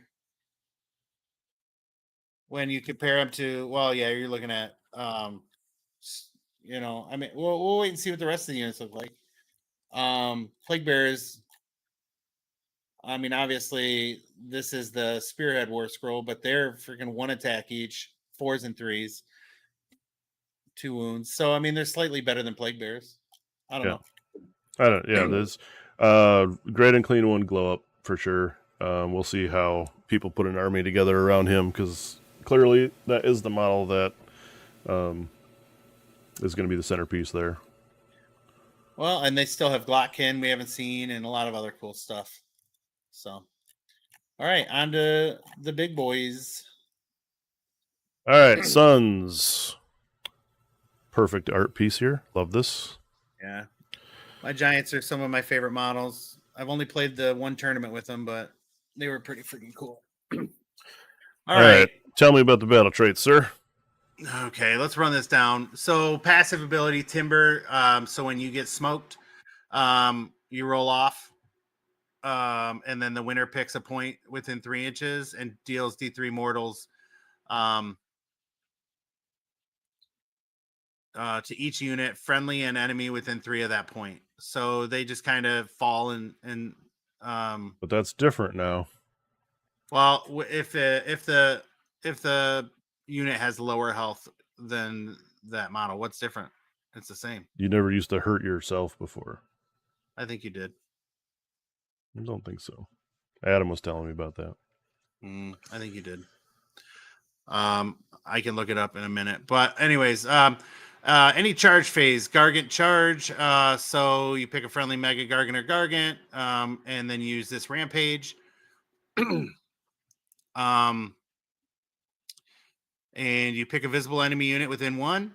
On a D3 roll of 2+, you do mortals equal to that amount. It's basically a stomp. More rampages, because all we have is monsters. Earth-shaking roar. You pick a friendly Mega Gargant that does not use a rampage, and that is in combat. Then on a 3+, they get roared. I'm Humbuckler. Hello, welcome to the chat. First time chatter. Yeah. Next is Colossal Slam. So this one you're doing against a monster or a war machine like before. On a 3-up, you remove the target from the battlefield and set it up within 1 inch of the unit using the ability, and then do D3 mortals to it. So you just basically grab something and hug it. And you can move it. So you have to be within 1 inch of it. So you could kind of reposition it for them. That's nice. And then your last rampage is jump up and down, and you're picking an enemy infantry unit. On a 3-up, you roll a die for each model in the unit. And if the unit using this ability is a Gargant, inflict 1 mortal damage for each 6. And if it's a Mega Gargant, you're doing 1 mortal for each 5. It's like a AoE stomp, I think. I like it. I mean, it's fine. You're going to have one guy do a regular stomp. You're going to have the other guy do the jump up and down stomp. And the other things are kind of, and obviously you're going to roar. You're going to do the earth shaking roar. But otherwise, the other 2 are kind of, or the other one, I guess. I was thinking Timber was one. It's kind of like if you're with a monster or a machine. So let's move on to the Taker Tribe. Go ahead and scroll. Yep, there you go. So once per battle in the deployment phase, more stuff for me to collect. You pick a friendly non-unique Sons of Bahamut Words. Sons hero that doesn't have an artifact, and you give him an artifact. So basically, one of the 2 guys get an artifact from the Taker Tribe. That's pretty strong. Pretty good. This is their shiny stuff that you get to choose from. There you go. So once you have the Ember Bone Totem, once per battle in your charge phase, you can use this item for the rest of the turn. This unit can charge even if it ran. So run and charge is strong. Once per battle is dumb. But it looks like a couple of these are once per battle. So in the deployment phase, you can use Glowy Lantern. Pick 1 manifestation lore ability available to your faction. This This unit can summon the abilities as if it was Wizard 1. Yeah, that's pretty cool. I mean, if you want to take manifestation lore, you know? Yeah, I mean, I guess if King Broad isn't a priest, because if you were a priest, you Can't do it. Priests can't well, bring manifestations. right, but no, they can. I thought they could bring manifestations, but not endless spells. Or Manifestations I mean, are I guess endless spells. yeah. So Invocations what's are the the invocations? Okay, so I don't know if there's a generalized invocation thing, but anyways, moving on. Mantle of tusks and horns once per battle in your combat phase. Add 1 to hit rolls for the combat attacks made by friendly sons while they're wholly within 12 of this unit. Yeah, okay. Like if you're gonna run your shit down the middle, seems okay. And then we got extra calloused feet. This is a passive ability. Add 1 to attacks characteristic, rend characteristic, and damage of characteristic of Almighty Stomp or Almightier Stomp. I mean, this is just a permanent +1 attack and rend and damage. or that one attack, yeah. Yeah, okay. It's still better than this other garbage that's once per game. Glowy shield of protectiveness. Each time you make an unmodified save roll of 6, you do a mortal back. Seems good too. That's strong. Yeah. I mean, you're gonna do chip damage, but if you're going against like infantry or something, you might chip off a few models. Yeah, but it doesn't matter then- because like everyone has to put so much damage into Gargants to kill them that you get Right. a lot more attack or a save rolls. So You're gonna get some shots back at it. yeah. And then the King Slaughter Cowl, add 1 to the attacks characteristic of this unit's melee weapons. If it's in combat with an enemy hero. Okay. I mean, it's okay. I don't really have anything like it's not the best one. It's definitely not the worst. There's definitely some decent ones here. Plus, like you said, you're gonna get an extra one if you're in Taker with Tribe. that. Yeah. So Yeah, and I mean, like I would take one of these. Like I would probably really take either the glowy shield of protectiveness or the extra callous feet on a regular basis. We'll have to see what extra, like with the Almighty Stomp or the Almightier Stomp actually do. But also depends on how you want to build your list, because if you want to have a manifestation, a certain endless spell that you want to put out, maybe you take this one just to throw it out turn 1 or something. Yeah, that's what I was gonna say. And then your second one, you could take it once per whatever. game. Yeah, sure. All right, so let's go look at King Brood. For starters, he is a priest 1. He has 10-inch move, 40 health, double the great unclean one, 20 control, and 4-up save. He's going to have the obelisk of Tor Carina. Yeah, that's Crania. Nailed it. Yeah. 6 attacks, 4-up, 2-up, 2 rend, and 5 damage. I mean, damn. And then he's going to lose 2 attacks if he takes his battle damage. That's hot. That's fuck me, 5 damage. I think it was 5 damage before, but still, 5 damage weapons are real good. Yeah, it's just killing brothers like Raid. So, and he doesn't take his battle damage unless he's taken 15 or more damage points, which is strong. So, also he's got the Almighty Stomp. So this is 2 attacks, 4s and 2s, 2 rend, and D3 damage. Anti-infantry, 1 rend. And then, so what is the thing up here? +1 to attacks, rend. Attacks, and rend, and damage, yeah. So, I mean, that's pretty solid. That goes to 3 attacks, 3 rend, and D3 +1. Yeah, and he's going to stomp the shit out of screens, yeah. You're just smashing shit. I like that ability. And then you got that Death Grip. That's a 4 and 2, 2 rend, and D6 damage, and crushes heroes like Raid with that extra rend. Yeah. And he has his own prayer, and it goes off on a 5. So you make the chanting roll, pick one of the following effects. Instead of if the chanting roll is 10+, you pick 2. Shatter the mountains. Add 2 to the movement characteristic of friendly sons for the rest of the turn. That's table wide, it looks like. Yep. Might of the Earth. Heal D3 damage. to each friendly Sons of Bahamut unit. Holy shit. Yeah. That's table wide too. Yep. I had to look at it for a second. I couldn't believe what I was reading. And then pummel all to dust for the rest of the turn. Add one of the rend characteristic of a bunch of weapons that I'm sure all these guys carry. They're all the big weapons that each one of them has. So basically just +1 rend. Yeah. I mean, I like that prayer. Out of 5, it's rough. But this is different now because King Broad's prayers before were you prayed one of the effects per battle. And then you couldn't use it anymore. So you attempt and you fail, you don't get it. Oh, really? Yeah, you can only attempt one of the 3 things per battle. So it's super stupid. Like, you only ever attempt it when you needed it exactly. And then if you failed it, or if you got it, for that matter, it was gone the rest of the game.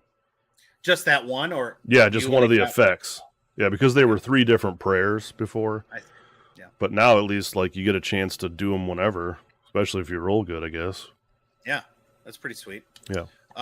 Passive creepers. I can't imagine giants creeping anywhere. This unit cannot be picked as the target of any enemy rampage abilities.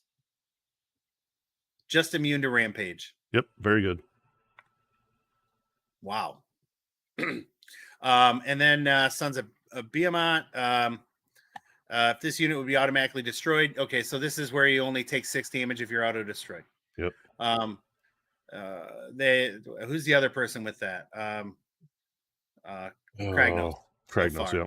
So no Hand of Dust, those guys. Yep. And then Longshanks, you could just step over stuff that's 4 inches or less. And non-monsters. Yep. Yeah. So, yep. Okay. I think all the dudes have that. So actually, they probably have all of these last 2 things. They probably all have it. Yeah. Can't be auto-killed, and they can step over things. He is a War Master, so that might be notable depending on what exactly the wording for War Masters are. Seems like they can go to other armies. Well, that, or maybe they get some other bonus also without being the actual general. But yeah, King Broad's cool. I like him. Yeah, I don't own him. He's one of the giants I don't own. Gatebreaker does have Sons of Behemoth and Longshanks, like you said. So let's take it from the top. He's got 35 wounds, 10-inch move, 4-up save, and 20 control. So basic. Oh, one other thing I wanted to mention too. On King Broad, at least, he does not have a ward save. Neither so ward saves are gone across the board on Sons now. There's no ability you can give them. There's no artifact you can give them to give them a ward. I think Broad had a ward save base, and then there was like a artifact or something you can give somebody to give another ward save. But and there could be there could be a prayer that could give a ward, because Broad's a priest, so maybe he could do that instead of his War Scroll one. But and there could be army, like not army exclusive, so there could be like a 6-up trinket or something. I don't know, whatever. So this brother is hurling boulders, 18 inches, 1 attack, 3s, 2s, 3 rend, and 4 damage. Okay, I mean it can smash something if you hit it. Yeah, 3-up is decent, but I mean only 1 attack. The Fort Crusher Flail is 6 attacks, 4s and 2s, 2 rend, 4 damage, and anti-terrain faction terrain rend 1. So apparently with the rend 3 against faction terrain, like okay. I mean, like you can't even make that shit up. How many things are going to have faction terrain you actually want to throw a Mega Gargant into and kill it? I don't know, but he has the ability. Yeah. And so when he takes 15 damage, he goes to 4 on that flail attack. Yeah. Also of note, Brood also they go when they are damaged, they lose control down to half, so they go down to 10 on their control. So I mean, okay, you got to do at least 15 damage to get him down. All right, so his Almighty Stomp is 2 attacks, 4s and 2s, 2 rend, D3 damage. Anti-infantry 1 looks the same, and death grip looks the same. Yep. So those are going to probably be pretty much the same across the board for everybody. He has a combat phase, pulverizing strike. You pick an enemy unit in combat, and you can make a pile-in move, then roll in on a 4-up. You inflict 46 mortal damage to the target. Okay, I want to point out something here. He had this before, and when I read this, my brain exploded because I went.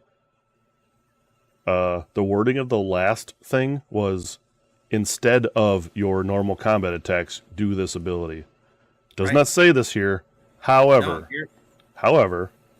this keywords is core, attack, fight. Oh, so it is your attack. It is your attack, yes. So please be careful and do not fucking cheat in tournaments and say you can do this thing and get all your normal attacks. Because this thing is not a blizzard in addition to your attacks. Right. It is a blizzard, though. A 4-up blizzard. It is a 4-up blizzard. Yes. But you don't get to do any of the other stuff if you choose to do this attack.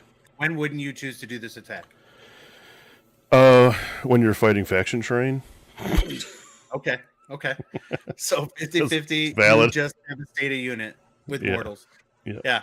Then he also has that smash down in any combat phase. Picks a terrain feature within 3, which is you'd pick this one. And if the target is faction terrain, inflict D3 plus 3 mortal damage on it, and then roll a D3 for every non-monster unit within 3 of it. On a 2-up, you hit that unit with damage equal to that roll.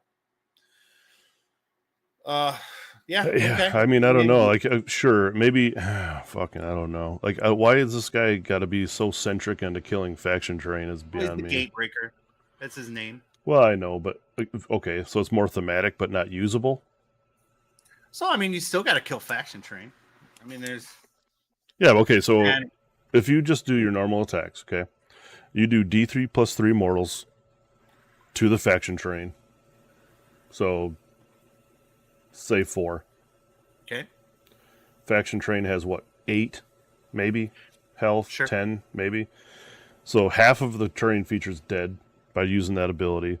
You swing with 6 attacks, force 2s, rend 3. And you crush the terrain. Damage 4. You could split those attacks. So you might you can use. Well, yeah, I know, but I'm just saying, like, I don't know. I think it's overkill because this dude is killing a faction terrain piece. Like, sure. There's no way he does not kill it. So if he becomes into combat with it, it's dead. I mean, Beast of Chaos is leaving the game, so who cares about the Herdstone anymore? Loon Shrine, I guess, but the Loon Shrine's ability is a little bit less. Less effective as what it was before. So I don't know. I mean, it's just I don't know. It seems a little bit over the top for killing faction terrain, but either way, it's okay. All right, let's move on to the War Stomper. All right, War Stomper boy. All right, so this guy also has a 10-inch move, 35 health, 4 save, and 2 control. He also has Sons of Behemoth and Longshanks. He also has Almightier Stomp and Death Grip, but his main weapon is the Titanic Boulder Club. It's 4 attacks, 4s and 2s, 2 rend, 2 damage, anti-infantry, rend 1. Okay. While he's damaged, he's 10 control and only 3 attacks instead of 4. So I don't hate that at all. I think that's fine. Yep. He has a passive ability with the Titanic Boulder Club. If all the attacks target the same enemy unit, for every 5 models in the unit, you add 2 to the attacks characteristic for the rest of the phase. Okay. Yeah. Before, I think it was capped at 10 attacks, and now you could possibly get more. So for every 5, so let's say a normal unit, you're gonna get double that, so 4 extra attacks. If it's a 20-man unit, like let's say some rats, you're going to get plus 8 attacks. So it's going to be 12 attacks. Yeah. I mean, it's not like a ton of attacks, but it's more than what the cap was before. So yeah, and I like him. I mean, he's good anti-infantry. Hurled body. In any combat phase, you're just going to pick an enemy you're combat with, roll a die. If the roll is at least double their health, then you smoke that guy, pick somebody within 12 inches, and inflict an amount of mortal wounds equal to equal to the target's health characteristic. So, okay, so you're like max size you're going to be able to do is a 3 health model. So you could do one of those plague kings or whatever is that we just looked at in Nurgle. Take him and throw him. He dies, and then you could do damage to something else. Yeah. Okay. But I guess like all these dudes kind of have a purpose, right? Like the Gatebringer, it's killing faction terrain, or the Gate Stomper, whatever the fuck his name is. The War Stomper is going to be infantry and heroes. Yep. Centric. Broad's your priest and buff piece, I guess, and he's outright just a beat stick on his own.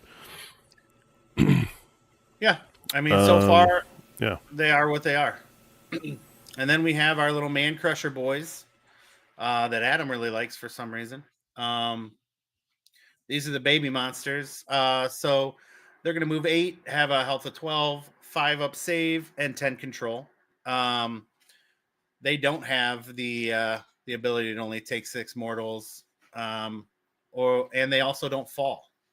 Oh no, that was part of your army ability. Never mind. Yeah, they can't step over things. Right. These guys. So they're throwing rocks, 12 inches, 1 attack, 5s and 2s, 2 red, D3 damage.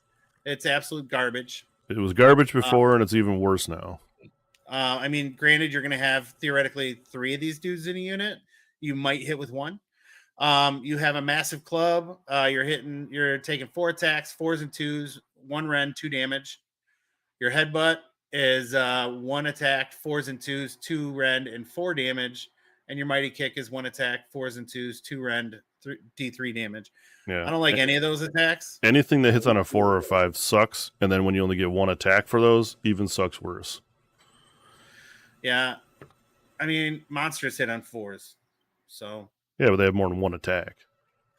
Generally, yeah. So passively keep up while he's wholly within 12 of a Mega Gargant. It can use charge abilities even if it ran. So it can run and charge if it's wholly within 12 of a Mega Gargant. So they had that before. So and then stuff them in me bag. You pick an enemy unit you're in combat with, roll a die. If it's at least double the health characteristic, you just smoke a guy. So he doesn't get to pick one up and throw him at the unit, but he gets to pick one up and stuff him in his bag. Yep. It's kind of just like a little bit nerfed version of that last ability for the Mega Garden. So yep. Yeah, these guys are okay, and I'm sure like they'll be taken because you're gonna need little dudes to like run around and do tactics or tag objectives or whatever, right? Yeah. So, but these guys maybe they're just a screen too. I mean, that's what I used to use them as. Yeah. I mean, they go out there and jump on an objective here and there, but they were mostly just to block you from charging my big fellows. Right. So, yeah, okay. I do want to show you real quick because I was interested in this before. What do you think is the Spearhead army? Oh, I don't know. Probably 3 of the little guys. I don't know. There it is. That's what it is? Yep. Oh, that's terrible. Yeah. I mean, I guess it's okay. But if you look at them, although I think they do have recursion. Yeah, they do. Yeah. They come back. So like you're just bringing out tons of little giants. Yep. Little giants, and then you kill one, and then another one pops on the board, and blah, blah, blah. But yeah, okay. Yeah. So it doesn't matter. I just thought it was funny. Interesting. Yeah. It's whatever. All right. On to the last one of the evening or morning, I guess, whatever. Yeah. What do we got for time here? 1:54. Bad. All right. OBR.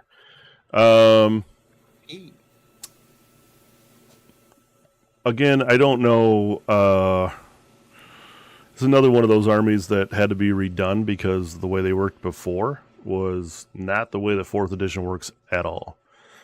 Because they always had all those extra command points to use specifically on commands that they could issue their troops.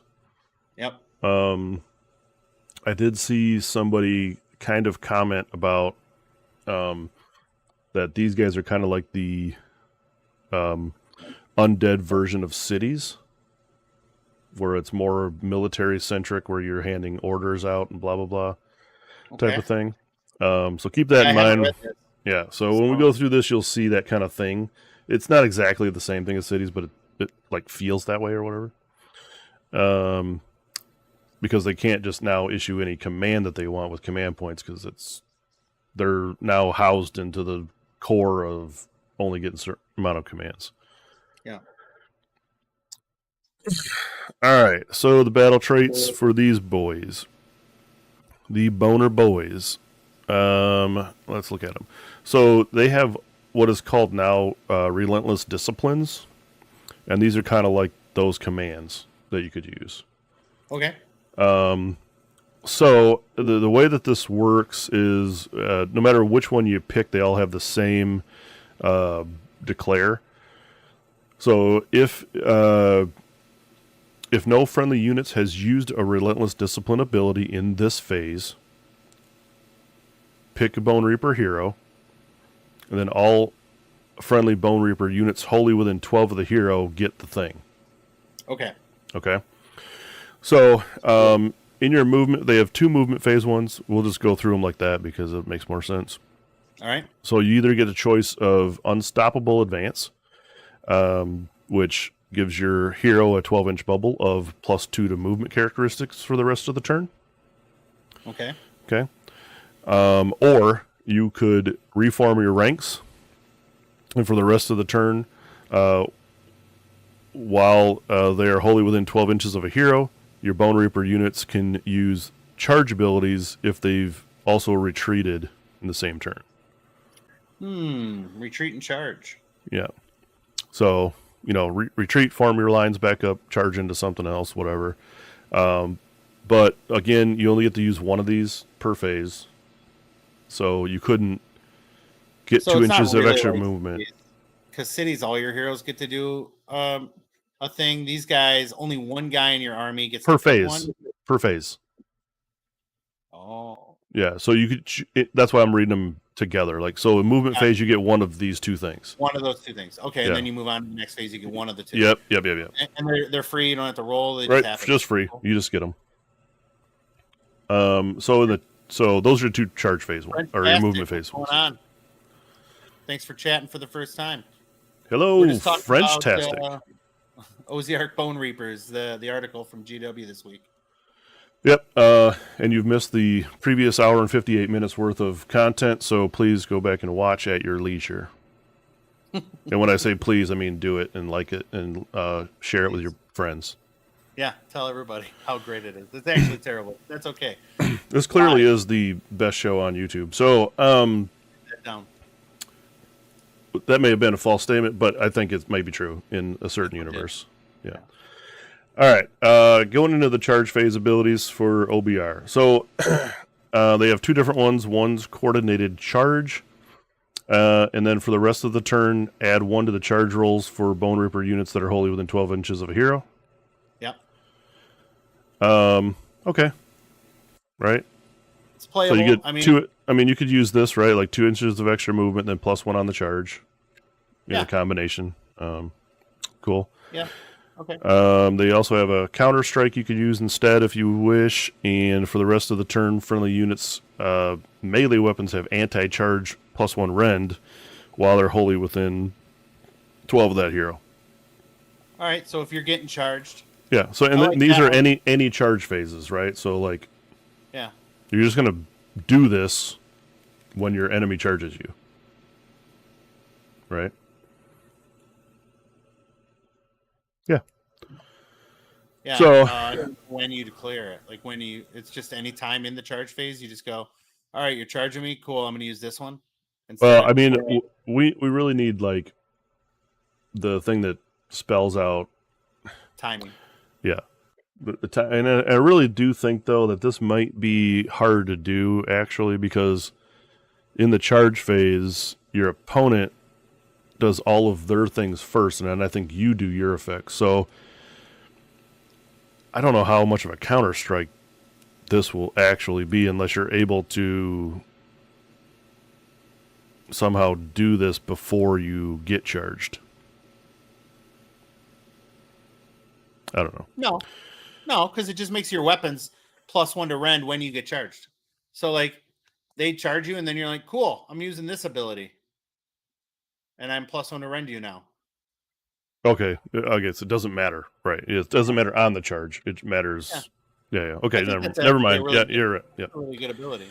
Yep. So if you know you're going to take a hit, then you just boop. I get +1 rend. Yeah, cool. Yeah. So the 2 combat phase abilities, one being bludgeon, and for the rest of the turn, add 1 to wound rolls for combat attacks made by OBR units while they're wholly in 12 of a hero. Now, I know before you were able just to hand these things out and then go move and charge and have the buff.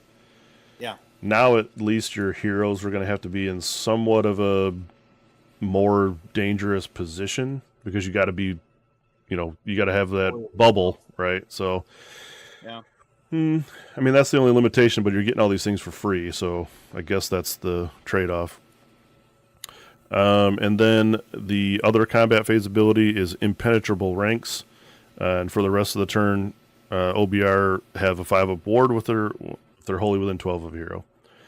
So you get defensive abilities and offensive abilities. Just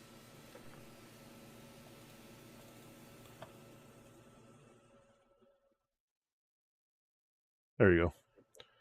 Yeah, I don't know. Just for being there, right? Yeah, I mean, it looks like there's an offensive and a defensive type ability in each of these. Yeah, which is cool because you still get choice and it doesn't cost you any command points. The only thing it costs you is making sure you're maintaining your bubbles with your heroes and your friends because you're playing OZR Clone Reaper. Yep. All right. Battle formation. Mortiston Council. The passive ability for this one is Necrotic Symphony, and the effect is +1 to casting rolls for all of your wizards. I mean, unless you got some sweet spells, that's dumb. Is Nagash infantry? No. Why would he be infantry? Fucking death god. He's on his feet, right? Actually, he's floating. Yeah, I don't know if he's if infantry is like. It's okay. It's just a bunch of It's just a bunch of little dudes. All your little foot hero wizards are gonna have this. Yeah, I don't like it at all. But still, like you said, I don't think OBR is a magic casting army yet. Well, we'll see, I guess. But anyways, that one will probably never be taken because there's probably a better one that gives your melee dudes something. Yeah, I mean, we'll see. All right, so the lore of Ocean sorcery gives us one spell that we get to see here in your hero phase, cast on a 5, and it's called Empowering Nadirite Weapons. All right, they had this spell before. Let's see what it is now. Pick a wizard, then pick somebody within a unit just within 12. Make your casting roll. The target's combat attack score critical hits on unmodified hit rolls of 5. That's what it was before, right? Yeah, I think so. It's unlimited. Yep. So you can cast this as many times as you have wizards. Before it was like an AoE though, like everybody wholly within 12 or something got it. Okay. And so now, well, it's unlimited now, so you can 12, but you can still smack it out there on 5. Yeah. Yeah, cool. Yeah. It still gives them that thing. So I know that was important. Right below it, it says that every nanite or nadirite weapon has crit 2 hits standard, so exploding 6s. Yeah. So we'll see that on the units, but yeah. So the same as they did before. It's not part of like an army trait now. It's just on everybody's war scrolls. They get this crit +2 hits. yeah, but I mean, and so then it changes your crit to a 5 up though, so you're exploding on 5 up instead of 6 up. Yep. That's strong. Yeah. Cool. All right. Let's get into Voldemort. Yeah. Is that? Yeah. So that's yep. Voldemort. Vokmordian, the master of the bone tithe. There he is. All right. I don't know if I've ever seen this dude played, but we'll see. I don't even know if I know where he comes from. Do you have the model? No, I don't know if I do or not. I don't think I do. I don't know if I've ever seen this dude before. I mean, I have every model in the game. I don't think I have that one. He must be. He could be from one of the. Maybe he's in a spearhead box. Maybe. I don't know. I don't know. Either way, he's got a 5-inch move, 5 health on a 4-up save with a 6-up ward because it's death. Control 2. And ranged weapon Gaze of Death, 12-inch range, 1 attack, sucks. 3s and 2s, rend 1, 2 damage. Yep. Melee, Staff of Retribution, 3 attacks, 4s, 3s, rend 1, 2 damage. And there's your crit, 2 hits. He does have an ability of once per battle, Voice of Nagash. Pick an enemy unit within 12 of this to be the target for the rest of the turn. Non-fight core abilities cost 1 command point to use. Non-fight core abilities. So I guess is move a core ability? Yep. Charge is a core ability. He is he's a Bellicor. He's a Bellicor. He's a Bellicor. I mean, no, not quite a Bellicor. A mini Bellicor. I mean, if you have like 3 fucking command points and you're like, well, that unit right there can't move or charge. Can't move or charge, cast spells, do whatever is core abilities. Also can't pile in. Well, pile in's a core move ability. Unless you pay a command point. Well, sure, yeah. So he's either going to deplete stuff or you're going to lock down a unit, basically. But it's once per battle, so it's not like he can't do this all the time. He's going to do it when it matters. Like if you need to get certain boys onto an objective for a tactic, guess what? That dude says no. Well, he says you're going to have to pay. Yeah, well, if you have command points. Pay. Yeah. There's always that. Like if you're going second in a turn and you have 1 command point left, and yeah, this guy could be freaking really strong. Could be, but like I said, it's still once per phase. But let's see what his spell is. So he's got the Mortal Contract spell, cast on a 7. You pick an enemy unit within 18 inches of this dude. Oh, and a friendly Bone Reapers unit wholly within 18. Until the start of your next turn, each time the bound friendly unit is picked to be the target of an ability used by the bound enemy unit, roll a d3, and on a 2+, inflict the amount of mortal damage equal to the roll. If the bound enemy unit is destroyed by this ability, do not resolve the effect of the enemy ability. So he's linking 2 units to each other. And then anytime that they use an ability against that bound enemy unit, you roll a d3 and do some mortals. So French Tastic said he's not sure that you'll see him a lot. And I think based solely on this spell, having too many words and too much mumbo jumbo, I agree. I wouldn't play with this guy at all. Well, it's totally negatable. Like, you bind a couple units together and then the opponent goes, okay, well, I just don't fight those fucking guys with that unit. They just go that way instead of this way. The spell's not great. Could protect a unit or something. But I mean, he's a wizard too. Depends on how many points he is. He's got, so his Voice and Nagash ability is kind of interesting. We'd have to see. Yeah, it's cool. It's situational, but it could be game-changing in the right thing. Yeah, the spell is okay. It's confusing, also kind of situational, I guess. But I mean, he's still a wizard too. And if he is like 100 points, I don't know.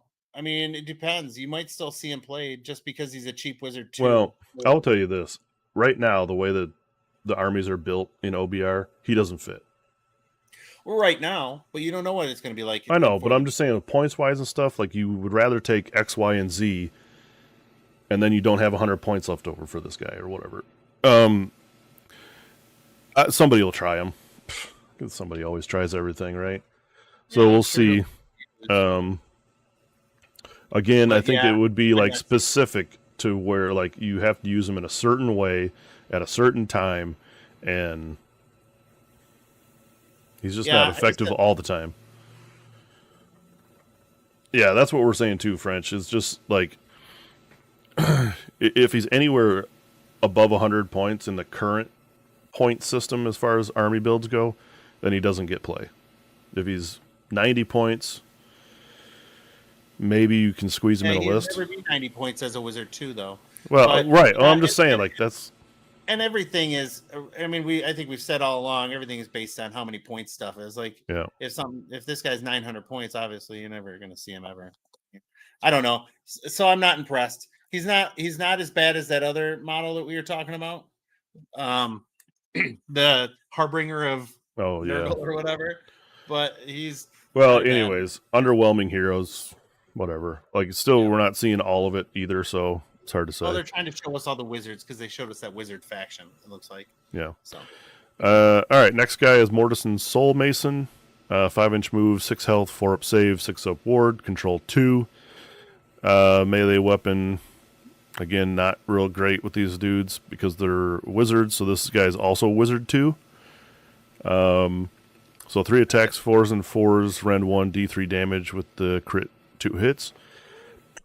And then his chair apparently has attacks, 5s and 4s, 1 rend, 1 damage. I hate that chair more than anything in the world. It looks I never bought that model because initially I hated this army because of that chair. It does look like a bone version of a mech warrior. I don't know. Mech warriors are like the bone guys, and so I bought him because he wanted to play them. And you know, obviously they've been a tough army historically, but this model is so bad to me. That chair is just. I mean, the model on the chair looks fine. You could change it. You know turn what? him into Do this. Yeah, you fucking chop. Yeah, chop the legs off that fucking thing. Then it would be cool. And just turn it into a. He's like the slan. Yeah, why not? Cool. He's a fucking 2-cast wizard. Why is he not floating in a chair? Sure, I agree. All right. Anyhow, rant over. So he's got a spell called Soul Guide. Cast on a 7. Pick a friendly OBR unit wholly within 12. The target has strike first. Okay, that's worth taking. Yeah. Give people strike first. Yeah, strike first is fucking. And he's going to cast something else also. So, 2-cast wizards are real good. And he's way better than the previous guy, so. Because he has play every turn. Yeah, I mean, you're using that every turn. Yep. There's no way you're not casting that. And then you can cast nanonite or nanorite weapons or whatever.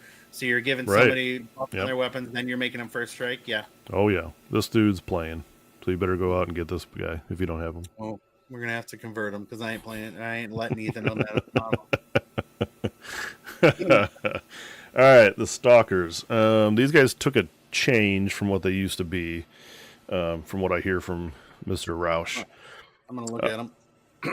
Pull them up while I go through this. And then, so right now they have a 6-inch move, 4 health, 4 up save with a 6 up ward, control 1. Their blades are 4 attacks apiece, 3s and 3s, rend 2, 1 damage. Their damage might be down. But they get the crit. The wound right off the top. So they used to be 5. Okay. Yeah. Keep going. And then their combat phase abilities are the quadratic attack aspects. The effect is you pick one of the following things to apply for the rest of the turn. Domination aspect, subtract 3 from the control scores of enemies while they are in combat with this unit. It's okay. Blade parry aspect, subtract 1 from hit rolls for combat attacks that target this unit. Okay. Destroyer aspect. Ward rolls cannot be made for damage points inflicted by this unit's combat attacks. It's probably the best one. Precision aspect. This unit's melee weapons have anti-hero +1 rend, while this unit is in combat with a hero. So they'll have 3 rend, but still only 1 damage. Yeah. So these guys got nerfed. They previously had 3 swings on 3s and 3s with 2 rend and 2 damage. Yep. Or another weapon that probably nobody played with. And all of their things added buffs to their unit. So add plus to hit rolls, to save rolls, to wound rolls, to damage. So I like their defensive more with the quadratic aspects, but they did take a pretty hefty hit on their weapon damage. These guys are gonna, it seems like, be more defensive. They're gonna hang out there and try to hold objectives. And then maybe well, like you said, like we've always said too, is everything now has a role. A defined role is what they say, right? So instead of these guys being able to buff these dudes up to an offensive attacking unit, they're more defensive. Okay, and that's fine. I'm sure like the what are the Archai dudes? Yep. They were pretty combat centric before. Maybe those guys are going to be the fucking big hammers in this army again. Yeah. So I mean, then you still have a Mortis card that we can wait and see what they look like. Yeah. So, anyways, so these dudes just more defensible than before, but and I mean, they have some offense where you're anti-hero rend. Yeah. And then you they don't get ward saves. So if they get into a hero, they can. Oh, sure, they could lift a hero probably, especially if it's what are they units of 3 guys? Yeah. Yeah, and there's 3 of them, so they're getting 12 swings. So you're getting probably 4 or 5 through total. So it's what, 12. 2/3 is 8. 2/3 is 6, 5 or 6. 5 or 6. So you're gonna do 5 or 6 damage, and then your crits are 2 hits. So yeah, I mean, they might be able to do some damage and take out a hero, and then you give them no ward save or no -1 to rend. Yep. So yeah, I mean, they could be effective against certain things. Whatever. All right. Okay, now we're on to the Mortek Crawler.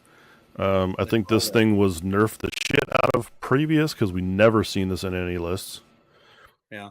At least for this whole last edition, I don't think. Well, whatever. Like, yeah, that's what I meant. Like from the previous edition to 3rd, I don't think anybody ran this in 3rd. At least I haven't seen any list with it. No. So it has a 5-inch move, 12 health, 4-up save with a 6-up ward, so decent. Okay. 5 control because it's a war machine. And it's the ranged weapon is the Dread Catapult, which is a 24-inch range, so the longest range in the game currently. Okay. 4 attacks, 4s and 2s, rend 1, D3 plus 2 damage. Anti-infantry, rend 1, and crit 2 hits. So exploding 6s, plus 1 rend into anti-infantry, and you're doing D3 plus 2 damage. Yeah, why don't you bring 2 or 3 of these fucking things? Just launch that shit into screens, and then the screens are obliterated. I don't D3 know, plus 2? I mean, you're getting 3 to 4 damage per. And then you're getting them both through. So you're going to do 7 damage with it. And you might get a crit. Yeah. I mean, still, it's good for a catapult weapon. I guess. We'll have to see what else it has. So it does have melee attacks, which is irrelevant. 4s and 4s, 1 damage. But in the shooting phase, it has an ability called Deathly Barrage. Pick an enemy unit that was targeted by all of this unit's shooting attacks this phase to be the target, so no splitting. The effect is roll a dice, add 1 to the roll if this unit is wholly within 12 inches of a friendly Mortison obfuscator. Shoo. Awesome. And add 1 to the roll if any other friendly Mortek crawler units picked that enemy to be the target of this ability.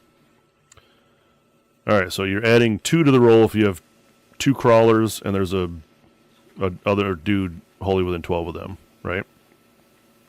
And on a 4-up, the target has strike first for the rest of the turn. Strike last. Oh, strike last, yeah. So, I mean, you could get this thing to a 2-up, strike last. Yeah, I think it's good. I think it's going to be too many points. Well, that'll probably be the thing, the points. And so I don't know that it's going to be great. And even so, are you going to bring 2 of them and then you're going to shoot them both at it to give you the bonus? You don't know that. I mean, the points obviously determine everything. But if this thing's like 140 points or something, you could bring 3 of these fucking things for there could be a build 400 points, and you cluster them together around this dude, and then, you know, I mean, oh, sure, it's gonna be devastating into like a 40 block of clan rats or shit where you're gonna target them because you need to target them with all of these cannons. Like a unit of 5 Stormcast bros, you probably don't take all 3 of your catapults and shove them into the 1 5-man unit, right? But if you got a 40-man unit, then you probably you're going to need to do more damage because this is anti-infantry, and you're going to get exploding 6s just to like eliminate the screen before your dudes charge in. Maybe. I don't know. I mean, I don't know.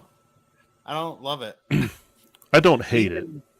I guess I don't necessarily hate it. I will have to see it in action. Now, Ethan was like, I hope that that's not the best unit in the army anymore, or now, just because he doesn't want to build a bunch of them. And I mean, I think we own 1 right now, and you know, I don't know. Strikes last is like that just is because back in the day it was a screaming skull catapult and it used to cause terror in Warhammer Fantasy battles and make units run. So that's kind of like a throwback to that. But otherwise, I mean, that's just kind of whatever. I don't care that much about that. I just think that the shooting is kind of mediocre. I don't know. 4s and 2s. Well, I mean, strike last is pretty strong. No, it is. And you can get it down to a 2-up pretty easily. Because it doesn't say you have to do damage, does it? No, it's just if all the attacks go into a unit, you get +1 if you got an obfuscator by it, and then plus another one if you got another Mortek crawler near it.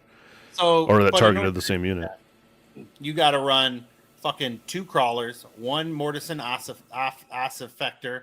So, like, how many points is it for? So, even if it is 140 and that character's 100, that's 380 points to get 1 unit strike last. And that's 380 points that you can't put into something that may be bigger. And that's just guessing this is 140 points. Well, I know. I'm just 140 points. I'm guessing it's going to be 180. Maybe 160, 170, somewhere in that range. It's still going to depend on the price, because if it's too expensive to do this one thing, then you're not going to do it. But I mean, strike last is pretty cool, especially like if you shoot this off into a unit that's got strike last, you charge in with your like cavalry, and they get essentially strike first because they're going to go into that unit having strike last, and clear them up. Yeah. So, I mean, this is just a way to punch a hole. I mean, it's... I mean, I don't hate it. I don't know. I mean, I guess I'm going to get a hefty dose of them when he decides to play with a bunch of them.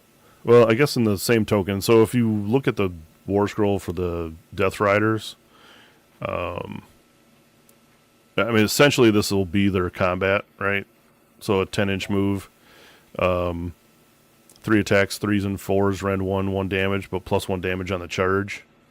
Well, not necessarily. The abilities don't necessarily go between Spearhead and...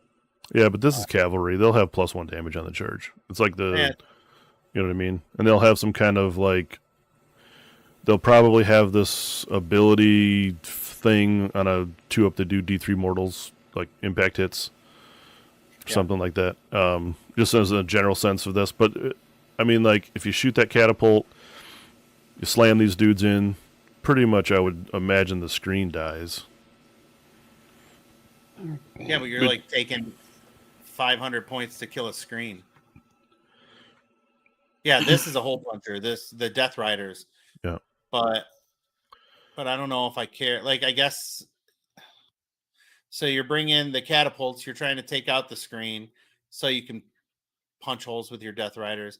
I don't know. I'm gonna get a hefty dose of these Death Riders too because Ethan has like 20 of them. Yeah. So I'm just saying, like, maybe, I don't know. It is a play. It probably is not the play, the meta play, but whatever. Well, we'll see soon enough. So anyways, that's OBR. I think overall they're pretty decent. You didn't get to see any of the big hitter units. See any of the cool shit. Like, you got to see a bunch of junk. They got a couple Wizard 2s. Their army traits, which is the commands, which is pretty good. You just get them for free at your leisure. Yeah, I mean, the spell lore might be a thing that's nice to see also, just because, like, obviously Nadirite weapons is going to be cool with the unlimited spell. So if all your wizards are Wizard 2, you're basically casting that with every wizard you have in plus addition to whatever. But yeah, I don't think, I mean, like, did they take a nerf? Hard to say. It's impossible. You don't know any of their models. You didn't see any of the big models. You didn't see any of the centerpiece dudes. You didn't get to see any of the hammers that they had before, or even like Mortec Guard or any of that kind of stuff. They're gonna be a good army. Yeah. I still think they're gonna be real good. Yeah. But that'll do it for the show this week. Yep. Starting off next week on Monday, it looks like we're going to get Daughters of Cain. Okay. So that'll be interesting. Yeah, you'll be excited, and hopefully they're not trash. It's still hard. Like it's still hard to make assumptions on this kind of stuff, but like it's not super. Like you're not getting super excited about OBR off of what they just showed you, right? Yeah. You're just looking at it going, okay, I can see where this could be good, but again, you still need to see more. Yeah. Yeah, yeah. French is like French said. It's like you're not superly overly impressed, but you're glad that they still have the same flavor or whatever, right? Yeah. But I mean, it's impossible to be impressed with that. Like they literally purposefully gave you like nothing. I don't know why they chose. They're like all the models everyone uses. We're not going to show you those. Yeah, we're going to show you the 2 wizards and the catapult. Like a bunch of models no one's played with since 1987. No, nothing seems bad. Nothing seems bad. You're right, but also nothing seems real good. Yeah, nothing seems like there's anything I really want to mess around with. That's also. Go ahead. I was gonna say that's the same as with all of these faction focused things. They're so vague, and they only give you a couple war scrolls. So, I mean, like we picked and choose every one of these ones we just went over, right? Maybe aside from the Suns, because the Suns seemed pretty good. Well, you got a majority of their models too. Yeah, well, I mean, they have like 6 models in the whole army, so they show you 3 war scrolls. You're seeing most of it, but every other one is just like, well, I don't use that dude currently, so I've never really known if he's good or not because other stuff was just better. Clearly, some of the war scrolls were just like, ugh, I don't think that guy's going to have any play. Like the Nurgle dude, and one of the IDK guys. So I don't know. Like Yes, I they mean, could be. That you could build a list because we don't know exactly how list building is going to play out as far as what heroes unlock what units. So maybe you have to take that hero. Um, it would suck to have to take an underwhelming hero just to bring the hammer that you want to bring, or vice versa, right? Hey, this one hero I'm taking because this hero's great, and then he only unlocks shitty units. So sucker. yeah, hopefully not. Maybe Like the take some center, I would choice. say I think the centerpiece models, the big dudes, will probably unlock a lot of stuff. Probably. You know what I mean? Like the Great Unclean one, for example, you're taking most likely in a list, and he probably opens up all demons. Yeah, I imagine. Right, or whatever, something like that. So, yeah, I don't know. Like I said, I can't wait till we're past all this shit and we have the 4th edition shit out, so we can start playing meaningful games. Unlike you, Clay, this is a shout out to playing garbage, half-ass 4th edition games with all of your buddies to try to teach them how to do the hero phase, the combat phase, the shooting phase. It's the same shit, man. The game playing, didn't change that much. They just kind of changed the wording. So what I was asking you, what's your favorite of the 5 we looked at today? You have OBR, Suns, Nurgle, IDK, and the Fire Slayers. Right off the rip, I have 2 that I think would be. It's a good. They made some good quality of life changes to. Number 1 would be Nurgle, because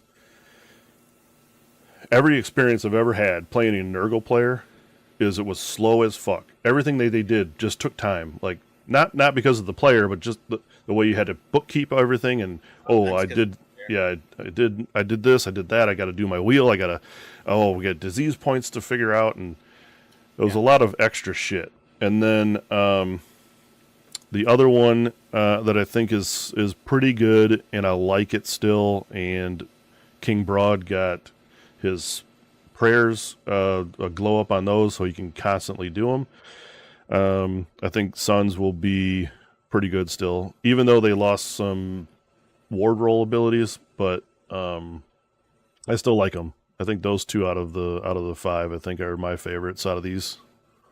So I mean that's funny because I think IDK and I like Fire Slayers, both of those. And honestly, I think those 4 out of this group of 5 showed us some stuff as opposed to OBR, which showed us nothing. So I mean that's why I think we were both liking those 4. Yeah, well, it's just based off the articles. So yeah, but I like Fire Slayers. I like their runes. I like that they can do some debuffing and some buffing and do some cool shit.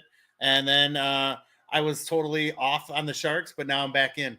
I'm back all in after. I don't think they took a flavored tea about the math being about the same. So yeah, I don't think they took a big enough hit to where you're not going to use them.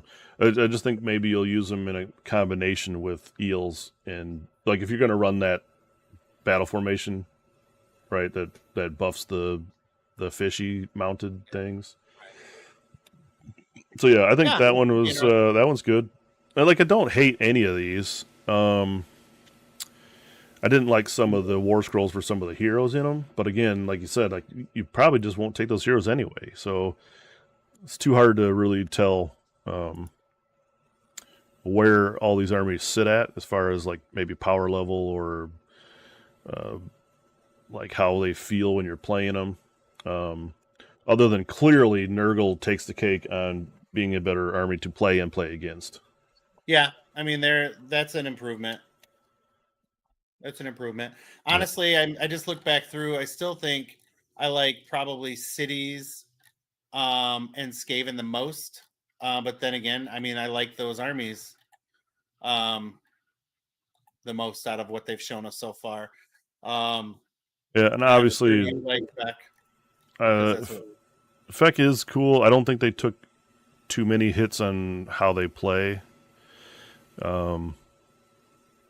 We'll see. I mean, we'll see when we're playing it. Yeah, I can't But wait for STD either, French. I think that I still think Stormcast feels good to me too. Yeah, I hope that they aren't like the fucking shitty list that kind of has a couple things that, like in tournaments, over the last couple of years, they've just kind of been okay. Yeah.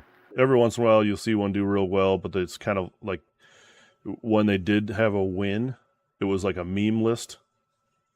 You know what I mean? Like the mortal rain from the sky list, The chariot list.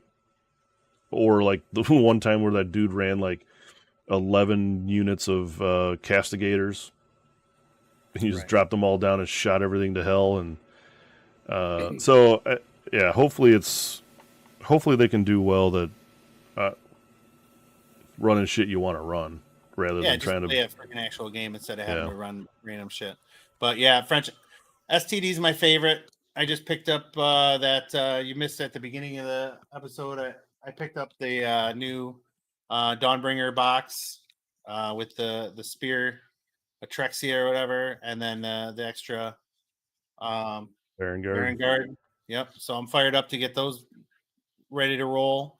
I really have always been a chaos player, so I'm hoping that STD is where it's at.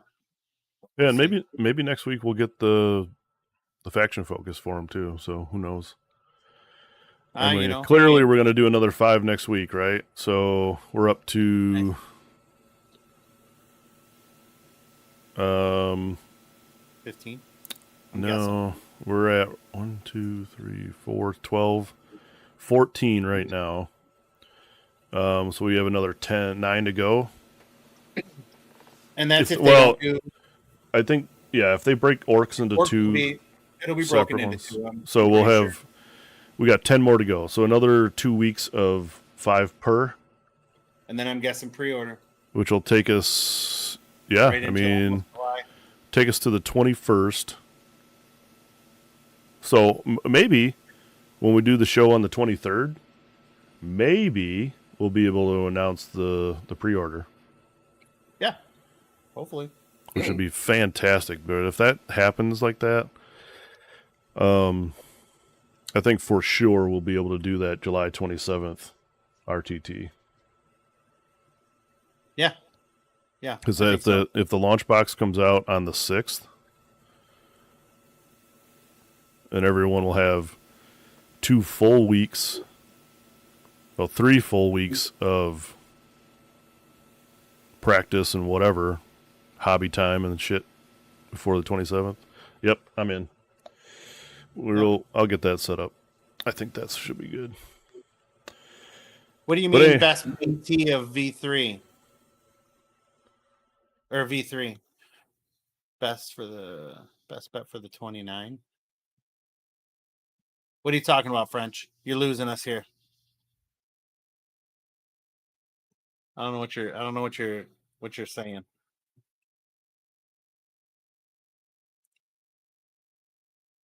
Yeah, 29th is a Monday. So we're talking 27th for our RTT in Monroe. And I'm not sure what you meant with STD being the best BT of version 3, but I don't know if they were in the top in version 3. I mean, they were definitely a playable army. Battle Tome. Oh. You think they were the best Battle Tome in version 3?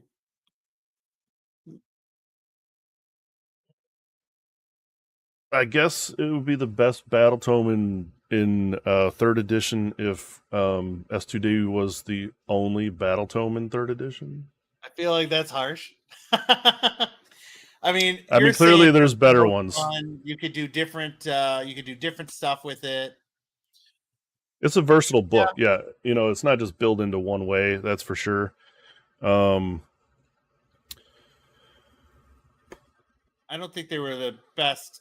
Best army. Is, you know what I mean? I feel where he's coming from though, because they obviously have the best looking models. We don't even have to talk about that. They have the best models in the game. It is versatile. You could do multiple different things with it, but I don't know that it did anything greatly. Well, to his point, he loves them, clearly. Yeah. I Because it's the best. feel the same way about my army. Your army is one of the ugliest armies ever to be printed, and I mean, like it's not versatile at all. I didn't say it was versatile. What I'm saying is, I think the tome is really good, and I like it a lot. Yeah, the tome was really good. Yeah. For about 2 months. Oh, I mean, like I suffer from redheaded stepchild syndrome. Well, it's one of the oldest armies. I mean, in fact, a lot of those models are from like probably early 2000s. The ghouls. Well, I mean, sure, horrors. but like this was an exciting year for Feck because they got the new army box and some new sculpts and new heroes, and Usharan, that addition to him is really cool. He's a really great looking model. Like as far as all that goes, I had a lot of fun this past edition with the army. Now going into fourth, we'll see. Especially like, I don't know. I guess I got mixed feelings on. Oh, we're going to start fourth edition with all free indexed rules, right? And then I'm sure they're going to start issuing books again in the coming year or whatever, right? So how much do new books change the way that the index started out, or you know what I mean? Like you just like it's one of those things. Like there's so much change within like this year span. Well, especially for me, right, where I had like a new tome at the end of third for a couple months, announced fourth edition index rules. After fourth starts, books start coming out. So my army will change 3 times potentially in the next year time frame. Do you think that you'll get another book in a year? Well, I'm just saying, like, if. Who knows what their release schedule is, but it's a possibility. Very likely it's going to be semi-similar to Lumineth had 4 books in a year, didn't they? Yeah, but fucking Lumineth. I know, that's what I'm saying. Like, they didn't make any sense before, so why would they start making a lot of sense now on army books? All I'm saying is, like, there could be a lot of change over the next year for anyone, because everyone has now, like, gone from third edition to their index stuff, and now books start coming out. Does the books would have to change for shit to sell, right? Or why would they print a book if they're giving you the rules up front for fourth? They're gonna be so, like, right now you're gonna have the most basic of rule sets, and then they're gonna make adjustments to it and probably fluff it more, put more stuff into the rule sets when they come out with the book. Maybe you go from 3 spells to 6 spells, or you go from 3 artifacts to 6 artifacts, and then like a couple more. You might get a couple more battle formations.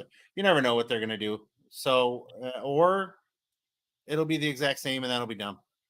But yeah, and then you got to think they usually put out at least one new army, like completely new.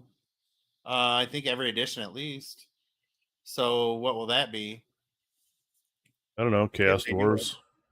Oh, Chaos Dwarves. Yeah, let's hope. Maybe, because that would be the greatest thing ever. I mean, like, there's people definitely excited for Chaos Dwarves. I've seen a few times that come up. Yeah, and clearly, like Bone Splitters are getting squatted, so you're just gonna have the 2 forces for Orc, so they won't bring another Orc army in because they're getting rid of one. Right.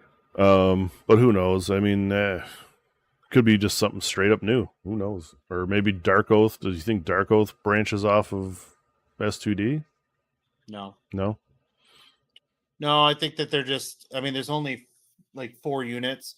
They got the Wendigo, the mounted unit, the foot unit, and the character, I think, is it. Oh yeah, and for now. Maybe a couple other characters. They may add to it, but I mean, it's just your basic troops. They're just your infantry guys, like your chaff. Yeah, I don't know. The book politic.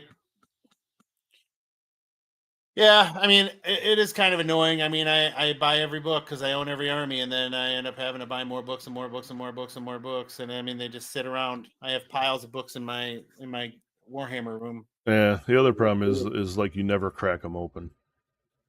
There's You no just use need the to. code. Yeah, you put the Yeah. code in your app and then use the app every day. But the books are like pristine condition, minus the dust they collect or whatever. But Yeah, and I mean they're cool. They have some art and they have some yeah, other stuff, some fluff. But I mean, realistically, they're just gonna sit on a shelf when I get a shelf built back there, and they'll just be there.